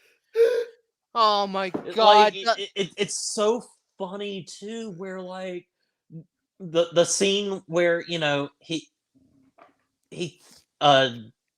let's see, Mark comes up and everything, and is talking about girls and everything, and he's like, I know this, he's talking about women. Yeah, and he's like, this guy beat her up so bad she ended up, Hospital Guerreros. And he's like, what a story, Mark. Just like, why are you laughing? Like a woman got beat up. Exactly. Why? Why are you laughing so? Why am I laughing? And he's like, because you're the expert, Mark. I can't believe you're the expert, Mark. Oh gosh. Then like when they're at the coffee shop. Oh and my god! He's just talking. First of all, the opening establishing shot of when they're ordering shit, it takes so long. Like, you see other people ordering. And I bet you they're not even actors; they're just people who happen to be there who wanted a fucking coffee. And, oh my god! Like, they're just talking and everything. And he's like, I cannot tell you; it's confidential. You're anyway, watching how's Aliens? your sex life? You're watching Aliens because I've never seen Aliens. Why are you not watching Lost? Goddammit! So anyway, Mark, how's your sex life? Yeah. No, no, I can't. Anyway, actually, I think I have a clip of that too. I made sure I was prepared. Where is it? Where the fuck is it? I downloaded it. Where is it? Damn it! I think I need to fucking add it. Oh, here we go. I gotta open it from my thing first. Give me a second. Give it 5 seconds. Oh, come on. Folks were told them I look into it. Okay. Anyway, how is your sex life? Also, we should talk about the fact that Tommy Wiseau filmed this movie on film and digital. Yeah, it's on film and digital. You can tell exactly when it's 35 millimeter and digital. Anytime it's not in focus and it looks weird, that's the digital shots. And even too, like the room originally had like a $6 million budget, and however, with the amount of retakes and green screens, it went over budget because of the usage of the regular and HD film. And he goes on record and he claimed that he was the first person to do so, even though they got rid of the HD. Here's the thing: there are still HD shots in the movie. There's certain HD shots, but here's the thing, though. I'm the first person to do that. No, it's called Episode 2: Attack of the Clones. Yes, that movie is shit, but that was the first movie shot digitally. So clearly, you didn't beat George Lucas. That's true. There's so much like to the making of this movie and everything, and even the Disaster Artist movie, yes, the movie kind is of very, glorifies very good. it a little bit because it takes out a lot of the more shady stuff and everything, and like makes fun of some of the actual like pretty horrific stuff of like he wanted like a big Hollywood movie to be filming on a set that had no air conditioning. Oh my god. He had the only he had the only like porta potty basically. Oh my god. Yeah, it was just you know what to do? I'll go to IMDb for this one. According to Greg Cicero, Tommy Wiseau submitted the film to Paramount Pictures, hoping to get them on board as distributor. Usually takes 2 weeks to get a reply from such a studio. This one was rejected in 24 hours. Paramount rejected this movie in 24 hours. What? Fucking Paramount, an alternate universe, releases The Room. Think about it. Oh my god! I did not know. Well, even though they had like billboards over Los Angeles to promote the movie. Yeah. Oh my god. And then, apparently, according to Tommy, Denny has some sort of mental disorder, which explains his behavior in the film, but he didn't tell the actor this during production. Let's see. I remember because like I talked about my experience going and seeing The Room for its 20th anniversary or 20th 20th anniversary. 20th. And I also talked about how I had played the Flash game, The Room, the game, and how it like tries to fix the plot holes in the movie. I mean, there are a humongous amounts of plot holes to the point where there's this big one where in the beginning of the movie, of course, they aren't married yet, and they're like, oh, you're my future wife, and then it cuts, at the end of the movie, they're already married, and yet in the like right before the fight, he tells Lisa that he's his future wife. Like, what the fuck? They should be married by now. That's a big incompetent plot hole. Well, yeah, it's like, why were they doing the football and the tuxes? Photos. Exactly. Why are they doing the photos? What are they doing? Like, you don't do the photos like weeks before the wedding. You do it on the wedding. So yeah, that's one big plot hole that I noticed. And then there's a self-aware moment with the Lisa's mother. He's like, why is everybody going back and forth between this house? And he's just breaking the fourth wall. I love it when she sees the couple or whatever, and she's like, who are these characters? What are these characters doing here? For no reason. Oh my god. I mean, there is so much. And after low ticket sales, it was pulled from theaters. Tommy Wiseau kept the film, paid to keep the film playing in one cinema for 2 weeks, so it would be eligible for Oscar nominations. It didn't receive any. Oh my god. Oh my god! And then there's this scene where Johnny and Mark are in the park playing football. When he tackles Mark, apparently it was because the fact that Tom was so for years refused to acknowledge his European roots, banned any language other than English from the film. This is why everyone says future wife and future husband rather than fiance and fiancée. And in that scene where Mark is throwing the football, he says, "Catch this" in French, as Tommy Wiseau kept fumbling the ball, and Tommy Wiseau lost his cool, yelling, no French words, damn it," and tackled him. And that ends up in the final cut. That's in the final cut when he's tackling Mark. It's not because they're playing around. No, he's killing him because he said no French. Also, I just thought of this too. If you'll notice too that Greg Sestero's sex scenes, he always like he has his shirt off, but he always keeps his pants on. Because he was uncomfortable with having nudity and everything with him. And oh my god! Speaking of one of the sex scenes, apparently the third sex scene where they reused the same footage was a last-minute addition. He loved the first sex scene. He enjoyed filming it so much. Gee, I wonder why you enjoyed it, Tommy. He decided to create a second love scene with recycled and unused shots from the first. This is why the candles are already lit when they arrive, and then randomly inserted it into the movie.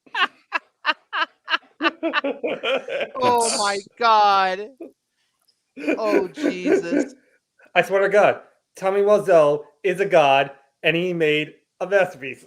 Oh, my goodness. And then Mark was written... the reason why this movie was made was because Tommy was inspired by the movie The Talented Mr. Ripley, which is why I put it on the wheel. That's why I put The Talented Mr. Ripley on the wheel, for this very reason, because it inspired The Room. It inspired one of the greatest movies ever made. So thank you, Matt Damon.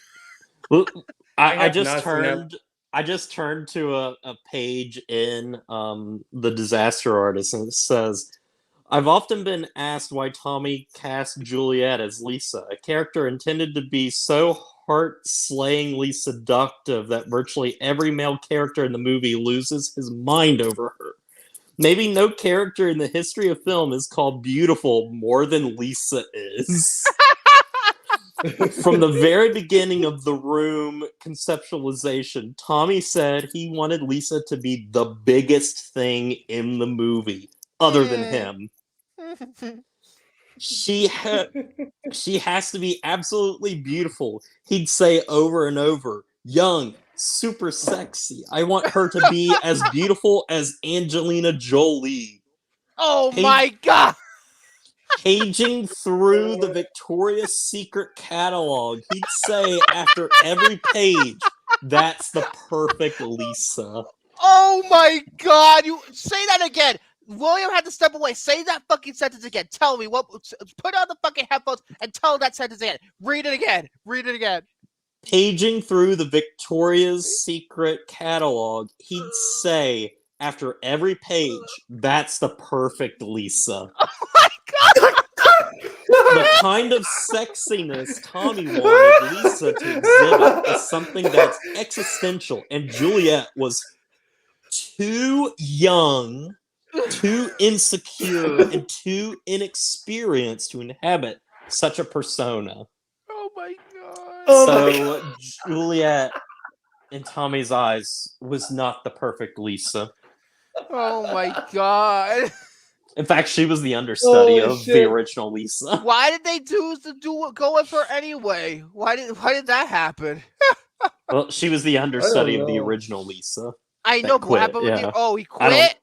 Oh, Jesus. Yeah, I don't know why she quit, though, but... Oh, my God. And apparently... Oh, my God. So... Oh, Jesus. Apparently, according to Session, the original actress who played Lisa was Latina and came from an unidentified South American country. That would make so much more sense with the Angelina Jolie thing. Yeah. it was closer to Wiseau's age and a random accent. Danielle had been cast as Michelle, but was given the Lisa role because when the original actress was dismissed because, quote, her personality didn't seem to fit the character. Oh my god! Is there anything else? Oh right, much of the dialogue in the movie is repetitive. Whenever take a drink every time they say "oh hi" or "oh hey." Take a hi, drink, Mark. you'll be smashed. Hi, Hi, Danny. See, that is a thing too. I will say about this movie. Like I love this movie, but nothing will ever beat my first experience watching it all the way through.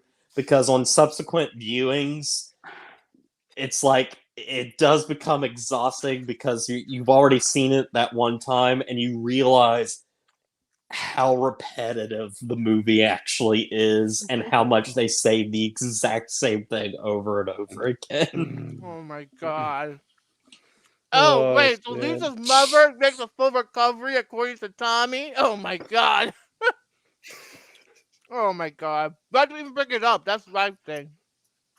Mark was named after Matt Damon because he got confused with another guy named Mark Damon, an actor producer, and whatever Tommy was so confused to is unknown.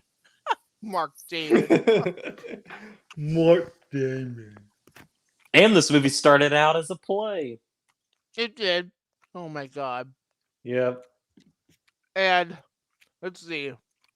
Oh yeah, they say out loud. Oh, Johnny is my best friend. Oh, all the time, Mark says Johnny is my best friend. He does it 7 times in the entire runtime. 7 times.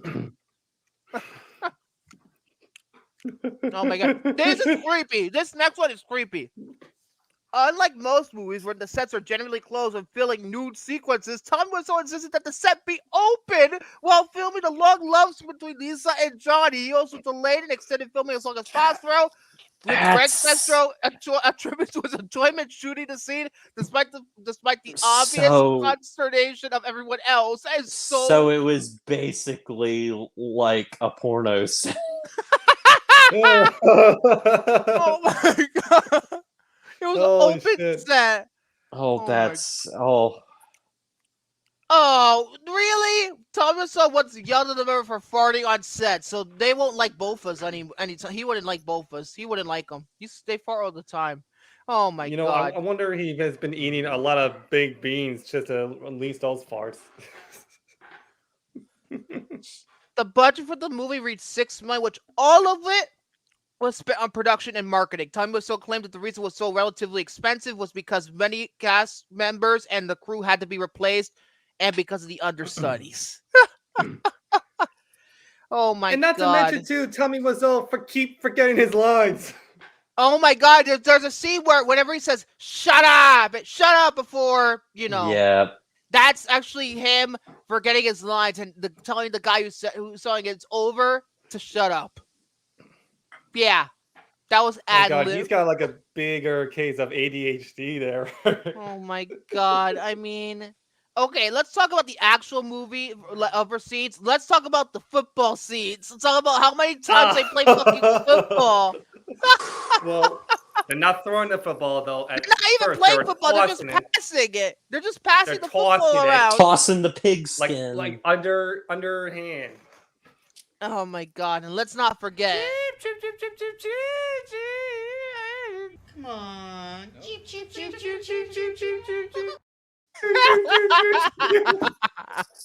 I'm gonna lose my shit if I hear that one more time. Too bad. You're not good. You're just a chicken. Chip, chip, chip, chip, chip, chip. I'm gonna smack you in real life one of these days. Not funny. Oh my god, what else did I talk about with this shit? So let's talk about the party scene. Like, first of all, why is the Disney store in the background right before the fucking party scene? There's just I noticed that. The fucking Disney. It's like, oh my god, like why did you cut that out? Oh, like now you're drawing attention to the Disney store because your movie is so bad. Well, I wonder, like, where's my Boo Bear and Piglet inside of that store? Probably getting probably murdering a lot of British chicks in that one movie. Speaking of this party scene, I cannot understand like Lisa's motivation at all. I can't. Like, Victor, what? the times you brought up that movie again, why now? No, Jesus, I mention that all the time. But Mickey wanted out there to get him, so get out there. Oh God, here comes. All right, now get out there and make me some goddamn money.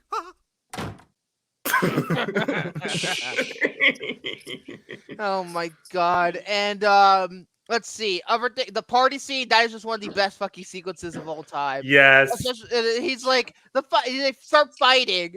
And then he's like, "Oh, fight is over. I'm sorry, Mark." And then 30 seconds later, they fight again. Yeah, and don't touch me, Mark. Don't touch me, motherfucker. Get out. Get out.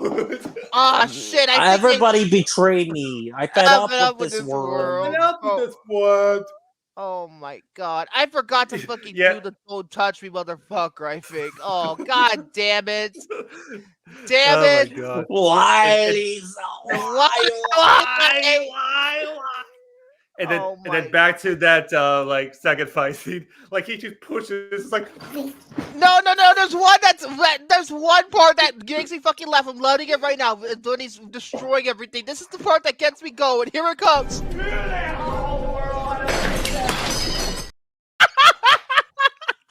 It's unintentional. It's like unintelligible, but he's saying, "Screw the whole world. I don't need them." It's so unintelligible. You can't even tell what he's saying. Listen.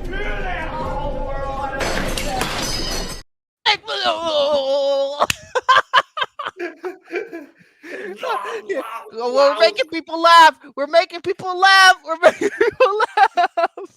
And Jared, I mentioned this before when you first came onto the show. My favorite scene was he picked up the CRTV and he shoved it over the window and it shattered into a million pieces. Like it's so funny because that's like the scene he's mimicking is in Citizen Kane and everything, but like when he does it, like when you feel it, like when Charles Foster Kane is like doing it and throwing everything away and everything, but when he does it, he's just like, oh, like.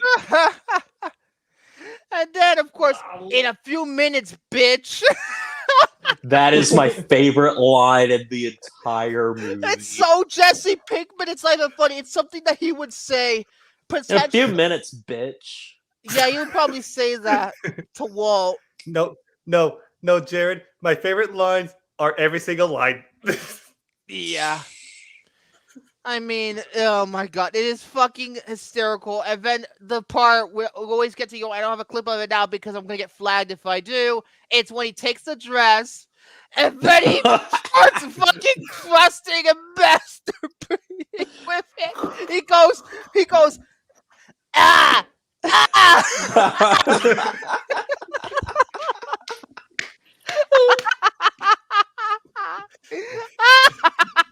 God, forgive me.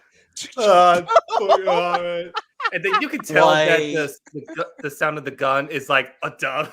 Yeah, it's ADR. Speaking of which, we gotta talk about that. Half the gun. I was watching the movie. I knew there was ADR in this movie, but the ADR is so bad that it's makes half the movie out of sync. Oh my God! Like almost the entire movie is out of sync because of this. The ADR is so bad because Tommy was such a bad actor. He had the ADR. One of the worst things of ADR and everything is during the whole like "Hello Doggy" scene. Mm-hmm. The flower shop scene. Oh my. That one, and when he says "Everybody betrayed me," I'm fed up with this world. It's clearly ADR. Yeah. Like I have the entire like dialogue in the flower. So there's in the. There's another one that's ADR. This one. They betrayed me. They didn't keep their promise. Yeah. They tricked me, and I don't care anymore. That one. Yeah, it was that like. One's clearly and I don't care anymore. Oh my God! Can I have a dozen roses, please? Oh, hey, Johnny. I didn't know I it was forgot. You. We need to talk about this scene. You're tearing me apart, out, Lisa! Surprised we haven't talked about that yet. I'm surprised we haven't talked about that yet. Do Because you the most famous understand scene in life? the movie, life? Do you? Do you? That is like the most Johnny famous scene in doesn't drink. Johnny doesn't drink. I know you hit you like a football player's wife, but he doesn't drink. I love that nostalgic critic review. I know he's so awful these days, but my God, that's his magnum opus. That's his best fucking video he's ever done. And this is an ex-person. Well, we'll just replace it then. I mean, just the end of this movie with his so... death scene is like it's just in slow motion. It's like crappy Ridley Scott slow motion, like a Gladiator with the laggy slow motion. Oh yeah, yeah. Oh my God! When they're all like, "Is he dead? Is he dead?" He put a bullet in the mouth and he asked if he's dead. Johnny, wake up! Motherfucking brain cell. It's okay. We're free to be together. You killed him. I don't want to be with you. And he says, "You won't have me. You don't have me." Oh my God! And then he's like, "Get out of my life, you bitch!" Another Jesse Pinkman type line. Well, Jesse honestly, would approve that scene. the one moment where I'm like, oh man, like that sucks and everything. It's when Denny comes in, he's like, oh no. Okay, this is Lisa the whole movie. When it comes to Mark, this is like her. This is every time he sees him, she's like this. I had to bring it back. I had to bring back the turning red joke. I had to do it. I had to bring back Awooga. And oh my God, this is just fucking amazing. Is there any other scenes that I'm fucking forgetting? Because I don't want. I want to leave everything before Jordy comes on. I need to make sure that I need to talk about everything. I need to make sure. Let's see the Chris Star scene. Yeah. We haven't talked about Chris Star yet. Oh my God, how could we forget about that?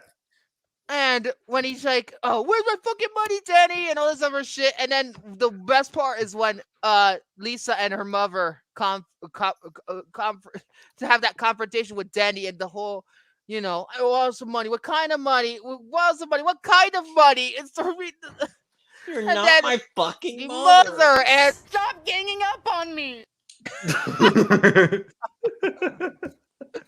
And then. And also too, the drugs. You're not my fucking buddy. No, he's just somebody. I better do something around here. What kind of drugs do you take? What kind of how much? What kind of drugs do you take? Probably blue meth.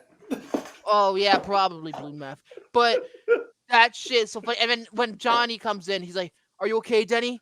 Are you okay?" "Yeah, I'm okay." What's okay? He's doing drugs. And he's just like, "Let's just go home. Let's go home." and he has this weird expression while he's holding his damn face. He's like, "Oh yeah."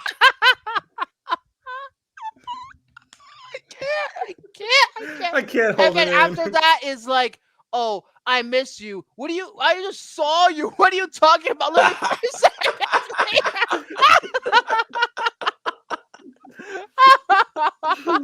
It's almost like it's breaking the fourth wall. And of course, I did not hit her. It's not true. It's bullshit. I did not hit her. I did not. Oh, hi, Mark. Oh, hi, Mark. Oh, hey, Johnny. What's up? I have a problem with Lisa. She says that I hit her. No, it's not true. Don't even ask. Still with you. That whole scene culminating with him throwing the fucking water bottle. I mean, the Disaster Artist showed this perfectly. I think that's the movie, The Disaster Artist, that showed it fucking. That's the teaser. That was the teaser for the fucking movie. That's how fucking iconic that fucking scene is. I wish I had a water bottle so I could throw it down, but I don't have any right now. And the music. Oh, the music. With the piano and all that shit. Yes, the greatest soundtrack ever made.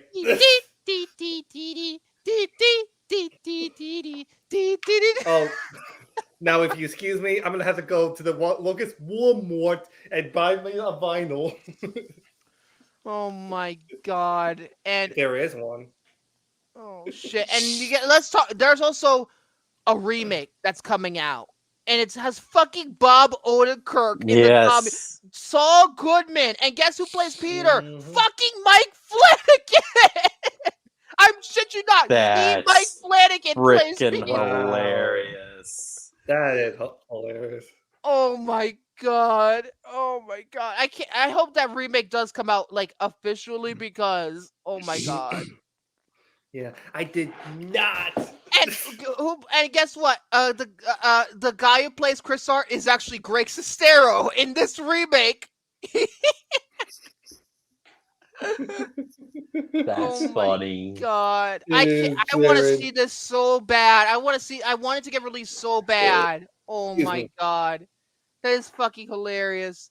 It's just brilliant, and also too that the cast and everybody, they couldn't hold a straight face, and when he said "in a few minutes, bitch," when he threw that line out, he couldn't take it seriously. They were laughing their asses off, and I can't blame him. So The Room, let's put it this way. I mean, before Jordy comes on board and talks about his thoughts on the movie, which is going to be real fucking funny. It's going to be the star of the show. It's going to beat our review by a mile. 5. No, I'm going to give it 2 grades. On a technical level, on an objective level, it's a fucking 0. 0. F. It is garbage in every amount. But fun factor and enjoyment, fucking 5. It's a fucking 5 out of 5 in terms of enjoyment. And objectively, it's a fucking 0. This movie is a fucking unintentional, comedic, unintentional masterpiece. It really is. Yes. It's one of the biggest cult movies of all time for a reason. Amazing. Yes. Like that is a movie though I can watch over and over and over again, and every time from the first line Johnny says, and then oh my destroys everything in the room. It's just comedy gold, and I feel like it's one of those movies that everyone needs to witness. Like, even if you're not really big into movies like all of us, you have to see it to believe it. Yeah, you have comedy. to. It's like a damn gold mine. It really is. And there's every frame of it is memeable. Yeah, every frame. And it's beautiful. It is beautiful. And like I said. And I almost want to read The Disaster Artist. I know the movie. I've seen the movie. I love the movie Disaster Artist, but I want to read the book or maybe have an audio version and download It's really good. And I think Greg Sestero does the audiobook. Okay. Okay. Let's just say this. So yeah. Like you said, on a technical level, it's a freaking 0. But however, 0 across the board. On an unintentional, hilarious manner, I'm giving it a 6 out of 5. Jared. All right, yeah. Again, as obviously, if you look on our letterbox and everything, we put it the rating, obviously, that we genuinely are we freaking have such a blast with this. Yes, and a lot of people do too. It's everybody on Letterboxd. Because I find this, I notice this too. There's movies that are bad that I enjoy, but I'm I can't rate them how I rate The Room. I rate The Room so highly, but there's some movies that are so bad and everything, but I'm they kind of stay where they are, a 3 or 4 or whatever. Yeah. The Room is something different. It evolves into a different kind of movie experience. You're just loving what you're watching. So yeah, if I was to go into this being this movie is I wouldn't go so far as a 1 or a 0 or anything, but I would say it's a 2 or a 3 or whatever. But as just pure entertainment and everything, I've given this movie a 9 out of 10. It was originally a 10 out of 10, I think, but again. Oh, you got fucked over. You got fucked over. with rewatches, like it has like kind of lost some of its sting, and like it become like the movie is very repetitive and can be exhausting at times, but it's still like a masterpiece of a bad movie. Yeah. So yeah, 9 out of 10. All right, Jordy. If you're Your ready. time. Oh boy. Oh God, I'm about God to mercy mute on my myself. soul.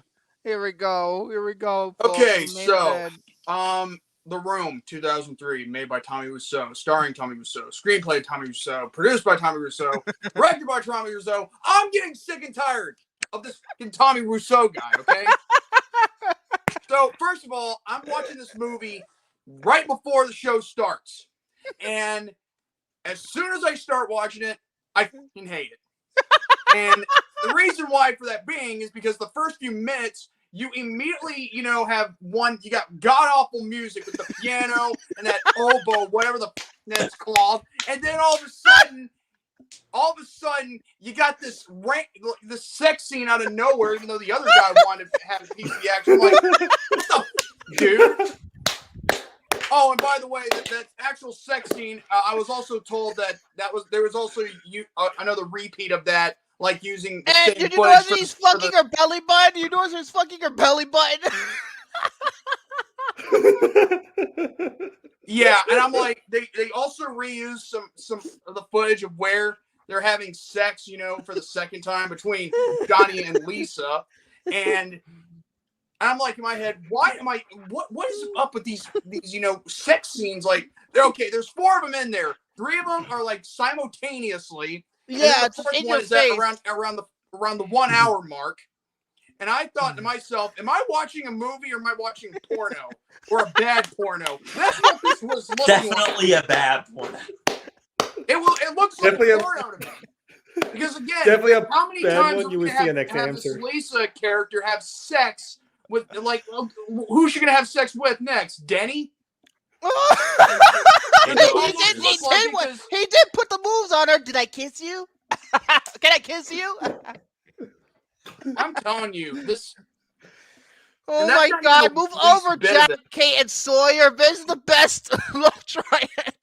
And this ain't even the least bit what I hate about this movie. Then there were certain moments where, like, for some reason, like you just mentioned, Denny gets himself in trouble with this one guy who also tries to act like Jesse Pinkman, even though Jesse Pinkman's more badass than this cocksucker. And then all of a sudden you have freaking Mark and Johnny like come out of nowhere like the same day, and I'm like in my head, what? How do you know he was in trouble? Oh, and then you have Lisa and her mom come out of nowhere, and then they're like getting involved, and the mom's like getting up in this whole thing like as if she knows what's right and what's wrong. And I'm like, why should you even be giving an opinion on this? Oh my God, I love it. Oh my God. And the worst part is, every single minute in this movie, I did not laugh. Okay, there was nothing funny to me in this movie. I don't care what you guys think, what you thought was funny. Kudos to you if you found funny parts in it. Me, there was nothing funny about this movie. I did not even laugh once. The only time I laughed was when Ben did something in the film testing forums, doing that Herbert the pervert voice, saying there's like sex in this movie. Their daddy sense was tinkling. And then there's that love triangle, even though I think it was retarded as all hell. You got Mark, you got Johnny in regards to Lisa. And everything it all evolves around how Lisa is a slut in this movie, how she's she doesn't love Johnny, she loves Mark, but again she's like a walking contradiction. That's what she is.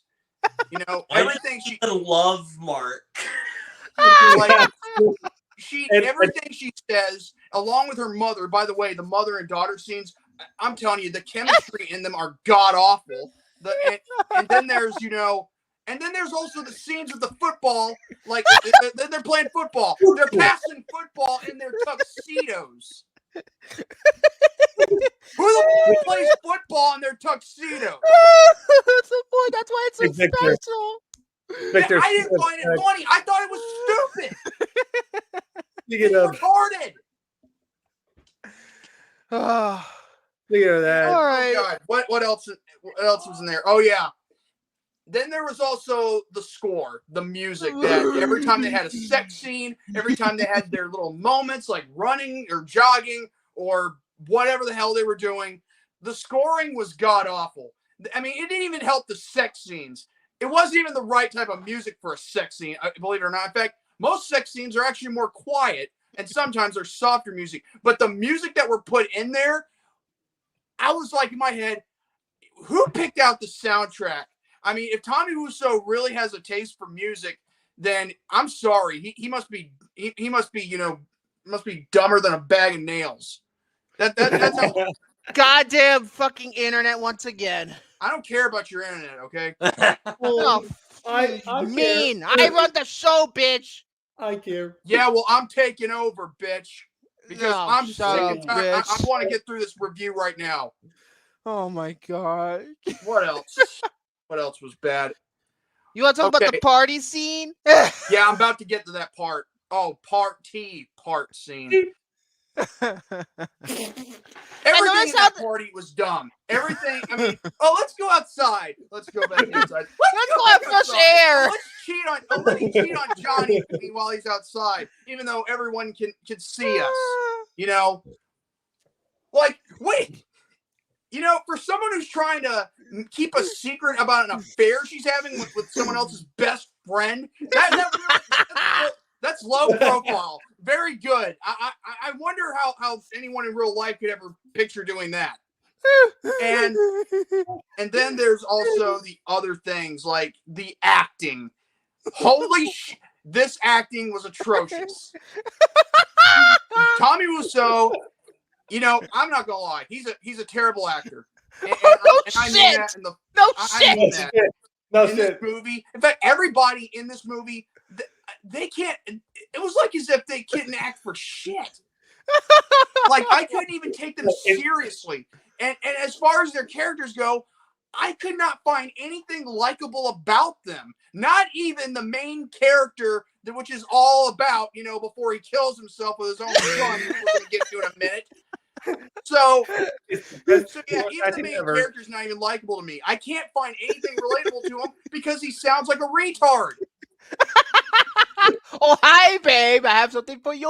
By the way, guess what? I may be somewhat retarded, but at least I have some common sense to put in this freaking movie. In regards to my opinion. So, and then that's when we have our fight scenes. Like these freaking. Oh, by the way, before that, there was also this one scene where I could not tell. Do you want this girl to stand up, or do you want to keep shoving her down the couch? Like you got. I mean, like yeah. Oh, also hi, doggy. I'm your number one customer. Like you shove her down. Oh, and then we're like keep arguing. Shove her down, and then just like get back up, and then sit back down. You know. Oh my god. I'm telling you, these people like this guy. I'm telling you, he does not know how to direct a movie for shit. Like, in fact, nor can he produce one because this movie. How does this movie get over $4 million? The budget was 6. It only made 4.9 million. Whatever. Like, how does a movie like that make that much money? It's a flop, though. Anybody who wastes their money on this, I'm sorry. You wasted your time and effort on trying to watch something that is. So how do you explain the cult showings and sold out showings of this fucking movie these days? Oh, and you said that there were only 2 active theaters that were able to keep this movie. And its original release, yes, but it's been re-released across the country recently. In June, they re-released it. It probably did very well because of its cult nature. Oh, want to because I went and saw it.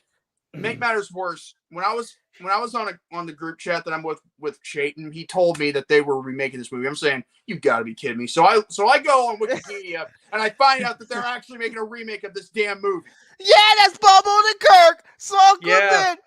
And they're using the same script, and it's like the same shots. Script, the same.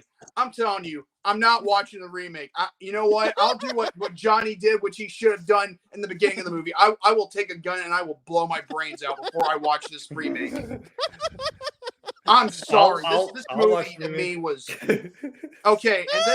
And then there. Now back to the fight scenes. We get 2 fight scenes within the party. And after the first one, everything's all calm, cool, and collected. But let's not forget Mark tried to throw the psychologist off the roof, and then the psychologist brushed it off as if it was nothing. Oh yeah. I was nearly, killed by someone that I know. And he just says, "Are you okay?" He's like, "Are you okay?" "Oh, I'm okay." I'm okay. Okay. Yeah. Next scene should have been calling 911.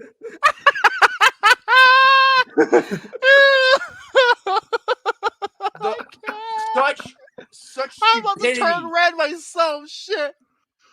So yeah. And that scene where he says the dress, the candles, what's going on here? Oh no, my internet's going out again. Oh fucking hell, my internet. I saw that scene before, like a clip of it during one of the Unusual Suspects reviews. I think it was during the Attack of the Clones review. One more fucking out. There's a fucking outage outside. I swear to God. Anyway, continue. Yeah, the clip, that part in the movie where Mark says like the hot dress, the candles, or whatever it is he says, what's going on here? It kind of reminded me of a clip that the Unusual Suspect. He must have used that clip during his review of Attack of the Clones, which I bet that's a movie I hope you're ready to review one day, Victor. But anyway. Oh, when we do Attack of the Clones, I'm not holding anything back. I fucking despise that movie. Fuck that movie. So, but yeah, back to what my thoughts are. This guy right here, he is a walking loose cannon, but yet he is unlogical.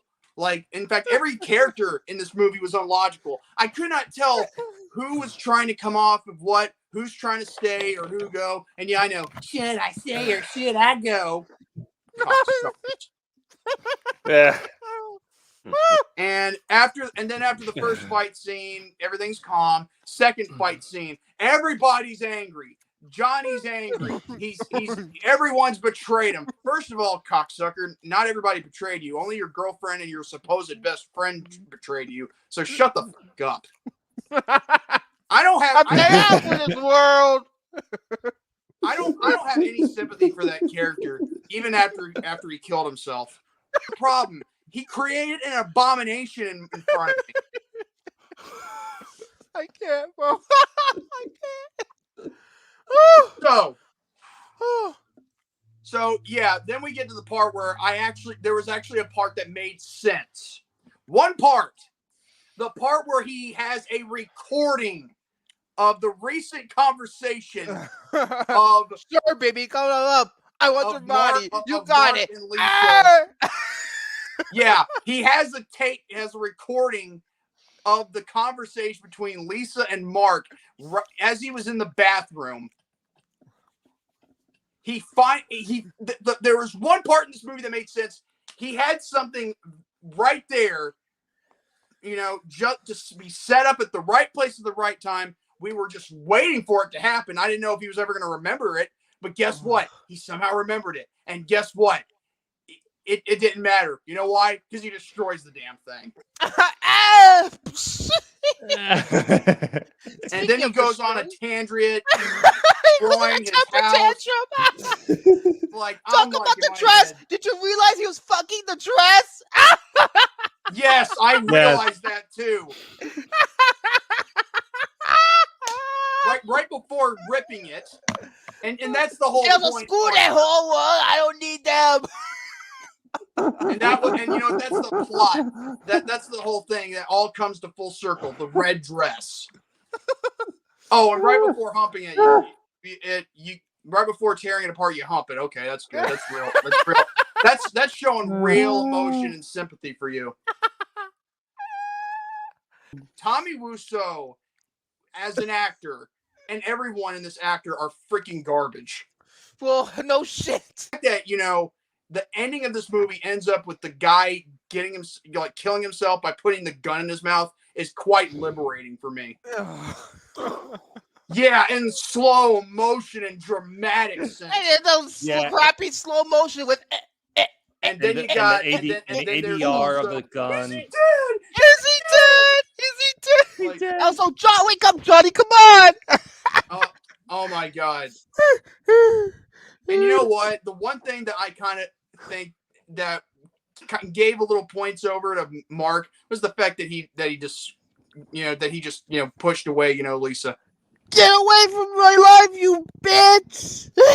But crazy enough, he's gonna let Denny, be with Johnny for a bit. No, let him be with him. Let him be with Johnny. Oh, and then he comes back just to check on Johnny. Yeah, he does come back. Also, I'm glad to know that the police knew to show up. Exactly, because the 911 audio.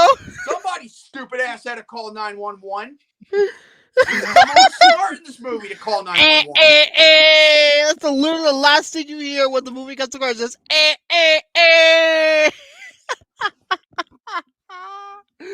So, what do I rate this abomination of a movie?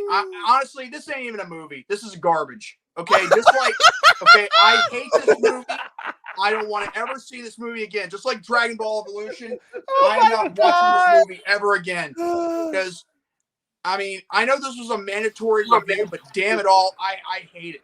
I hate it, and I will never see this kind of thing like this again for as long as I live. So what do I give this? I'm not going to give it a thing. I'm not even going to give it a number. That's how bad I hate this film. And also for its good purposes, I'm not giving it a number either. Nothing. It was just for fun factor. We all know the movie's fucking terrible. We all know that. That's why I gave it 2 grades. I gave it a fucking 0. It's gonna be N/A. That's the not available, not applicable, not applicable. Yeah, exactly. That's what it's getting. I'm not giving it a number. I'm not even giving it the privilege of getting a 0 or even a minus number. That's how bad I hate this film. Oh my God. Oh my God, I can't believe I just saw. I liked it better than that. I know I'm going to probably, ask Christ for forgiveness, later, when I pray. But you know what? At least I know one thing. I know how to speak my mind. Oh my goodness. That was amazing. And I don't have to get too personal, with other people's, personal, priorities. Now, as for Tommy Wiseau, let me tell you something, dude. If you really wanted this movie to succeed, first of all, don't make yourself the star. Just don't. He has another movie coming out. It's called Big Shark. First, he has to get through. First, he's got to get through being a little shark. Baby shark. Oh my God. You know what? Speaking of that, there's a part in the Dragon Ball Z abridged, oh my God, the boo bits, as in BUU bits, and I think Uriel would love this. There's a part where Trunks and Goten are fighting, and there's this thing where, man, he's strong, but I wouldn't expect anything less from the son of Kakarot. Those are Trunks' thoughts. You know what Goten's thoughts are? He's like, baby shark, do do do do do, baby shark, do do do do. Oh my God! I'm telling you. I after this, I think I'm gonna have to watch Dragon Ball Z abridged after this, because after all, and who made this a mandatory film to watch? It was a special fucking review, so it was pretty much on behalf of everybody but you. So wait a minute. So everybody. But who made this a mandatory film for us to review? Pretty much the 3 of us. Let's put it this way: we can all get a share of the blame. I'll say Victor because. Well, because I have final say, because I'm the boss. You putting the blame on me, even though you were partially part of it. Fuck you too. I don't want any. Fuck you too. I don't want anything directed towards me. Fuck you too. Oh my God! Fine, go ahead and punish me, ground me, whatever the fuck you want to do. I'm gonna do more than punish you. I will bitch smack you just once for making me go through that hell. Will Smith. No, I'm serious, Victor. Like, if we ever meet in real life, I'm gonna smack you. Because why would you put me through this in hell? Oh my God! Like, what did I do to deserve that? Oh like, there's a mandatory review that we're gonna do on the first Tuesday of December, of this year. And also, we have a mandatory review next week when we do The Exorcist. It's our Halloween special. No. I'm talking about the mandatory review that I picked for December for the first Tuesday of December. Yeah. Scarface. Yeah. That's a film that I think should, like good films like that should be mandatory for specials. Well, like we kind of have to bring it up with the Ben. I mean, this is the reason why we did fucking Aragon, and I fucking hated the shit out of that movie. But hey, to each his own. Fuck Aragon. I'm fuck not Aragon. Hunter, I'm not and fuck his dragon. I'm not watching The Room again, Hunter. You can forget. I'm not watching the same thing twice. That goes the same for Dragon Ball Evolution. I'm not watching it again. We're in trouble now, are we? We sure are, Victor. Well, only Victor's in trouble because if you all picked this film, I'd smack each and every one of you. Well, I deserve a good spank. That sounds kinky, but whatever. Yeah. No, trust me. If we do Freddy Got Fingered episode 100, you're gonna make this movie. You're gonna apologize to the room because Freddy Got Fingered is the worst movie in every way, and I have nothing nice to say about Freddy Got Fingered. I don't think. Wait, is it a horror movie? No, it's a comedy, and it's garbage. To be honest with you, I don't know if I want to do a rant on another film for a while. Well, it's not gonna be till 15 more episodes from now, so you'll be fine. So wait about a year, give or take, depending on what we pick here. That's if I'm available. Yeah, at the time. But wow. Oh boy. But yeah, that's our review. Next week, like I said before, it's our mandatory Halloween special. It's a Halloween special. It's gonna be a lot more pleasant. We're going to be doing The Exorcist, and I believe I'm probably going to. It's the version you never see. That's the version we're doing. We're doing the version you never see because that's the most iconic version, not the theatrical cut. We're doing the fucking version you've never seen, aka the director's cut. Yeah, that's what we're fucking doing. I feel like that is the version we should do because I've only seen the theatrical cut of the film. Yeah, I've only seen the theatrical as well. I'm not going to be here next week because that's a horror film. Jared, mandatory. Well, it's one of my favorite movies. So. Well, that works for me. However, Jordy, I will say you this: if you want to review a movie that you saw on your own and come on here and talk about it, you could do so if you want to. That's fine, as long as I don't have to review a horror film. My internet's crapping out again. Hold on. Tell that again. As long as I don't have to review a horror film. No, you don't. You like? I know you don't like horror movies, so if you want to come on here like with a topic films, and a review, genres that I dare not review because for one of them, I'm not a big fan of horror films, and then there are others that regard my Christianity. So, yeah, that's true. So if you want to come on here with a movie you watched that you want to talk about, you could do that for your topic next week and still show up. You just don't have to talk during the review. That's fine. All right, then. But Jared, since he's not going to be able to do it, mandatory you come here. That's going to do it. All right. 50 episodes. I can't believe it. I can't believe we waited this far. And wow. And that is probably going to be one of our best episodes ever. Like, literally. Legitimately, I'm saying this right now. This is one of our best. From start to finish. I was laughing more times than any episode before it, I think. It's that fucking hilarious. It's going to live on. So hard to the point where it's going to live on in our yearbooks. And it's going to be fucking brilliant. I'm going to have to put this on my next list of TVP moments if I ever do that again. Yeah. So with that being said, Jordy, you want to take us out? Sure. Folks, if you enjoyed the 50th episode of the Popcorn Panel podcast, then give it a thumbs up. And if you missed your chance to live chat, comment down below. Give us your thoughts and opinions. Also, be sure to subscribe if you're new to the David 3000 Network. Hit the notification bell so that way you'll be notified whenever this channel does an upload, a premiere, or a live stream like this one at all times. Same goes for Victor Devalle, the Count, and also William Braun, the Conqueror, and also to Jared Ross, the Saint, and me, yours truly, the Youngblood Outsider, Jordy Scout, a.k.a. J-Man's Legit. And with that being said, God bless you all. Have a great night and stay healthy for Barry tomorrow. Now, if you excuse me, I got some Taco Bell to eat, and also Taco Bell and Dragon Ball Z to watch, so I can cleanse my mind of all this shit. So good night, everybody. As for me, one more thing. Watch Lost, goddammit, William. swear to God, if you don't fucking do it this week, I swear to God, bitch.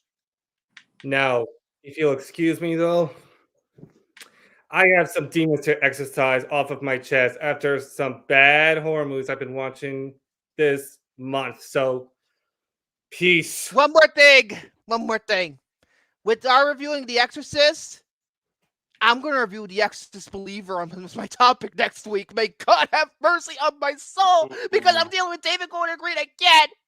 Damn it. Goodbye.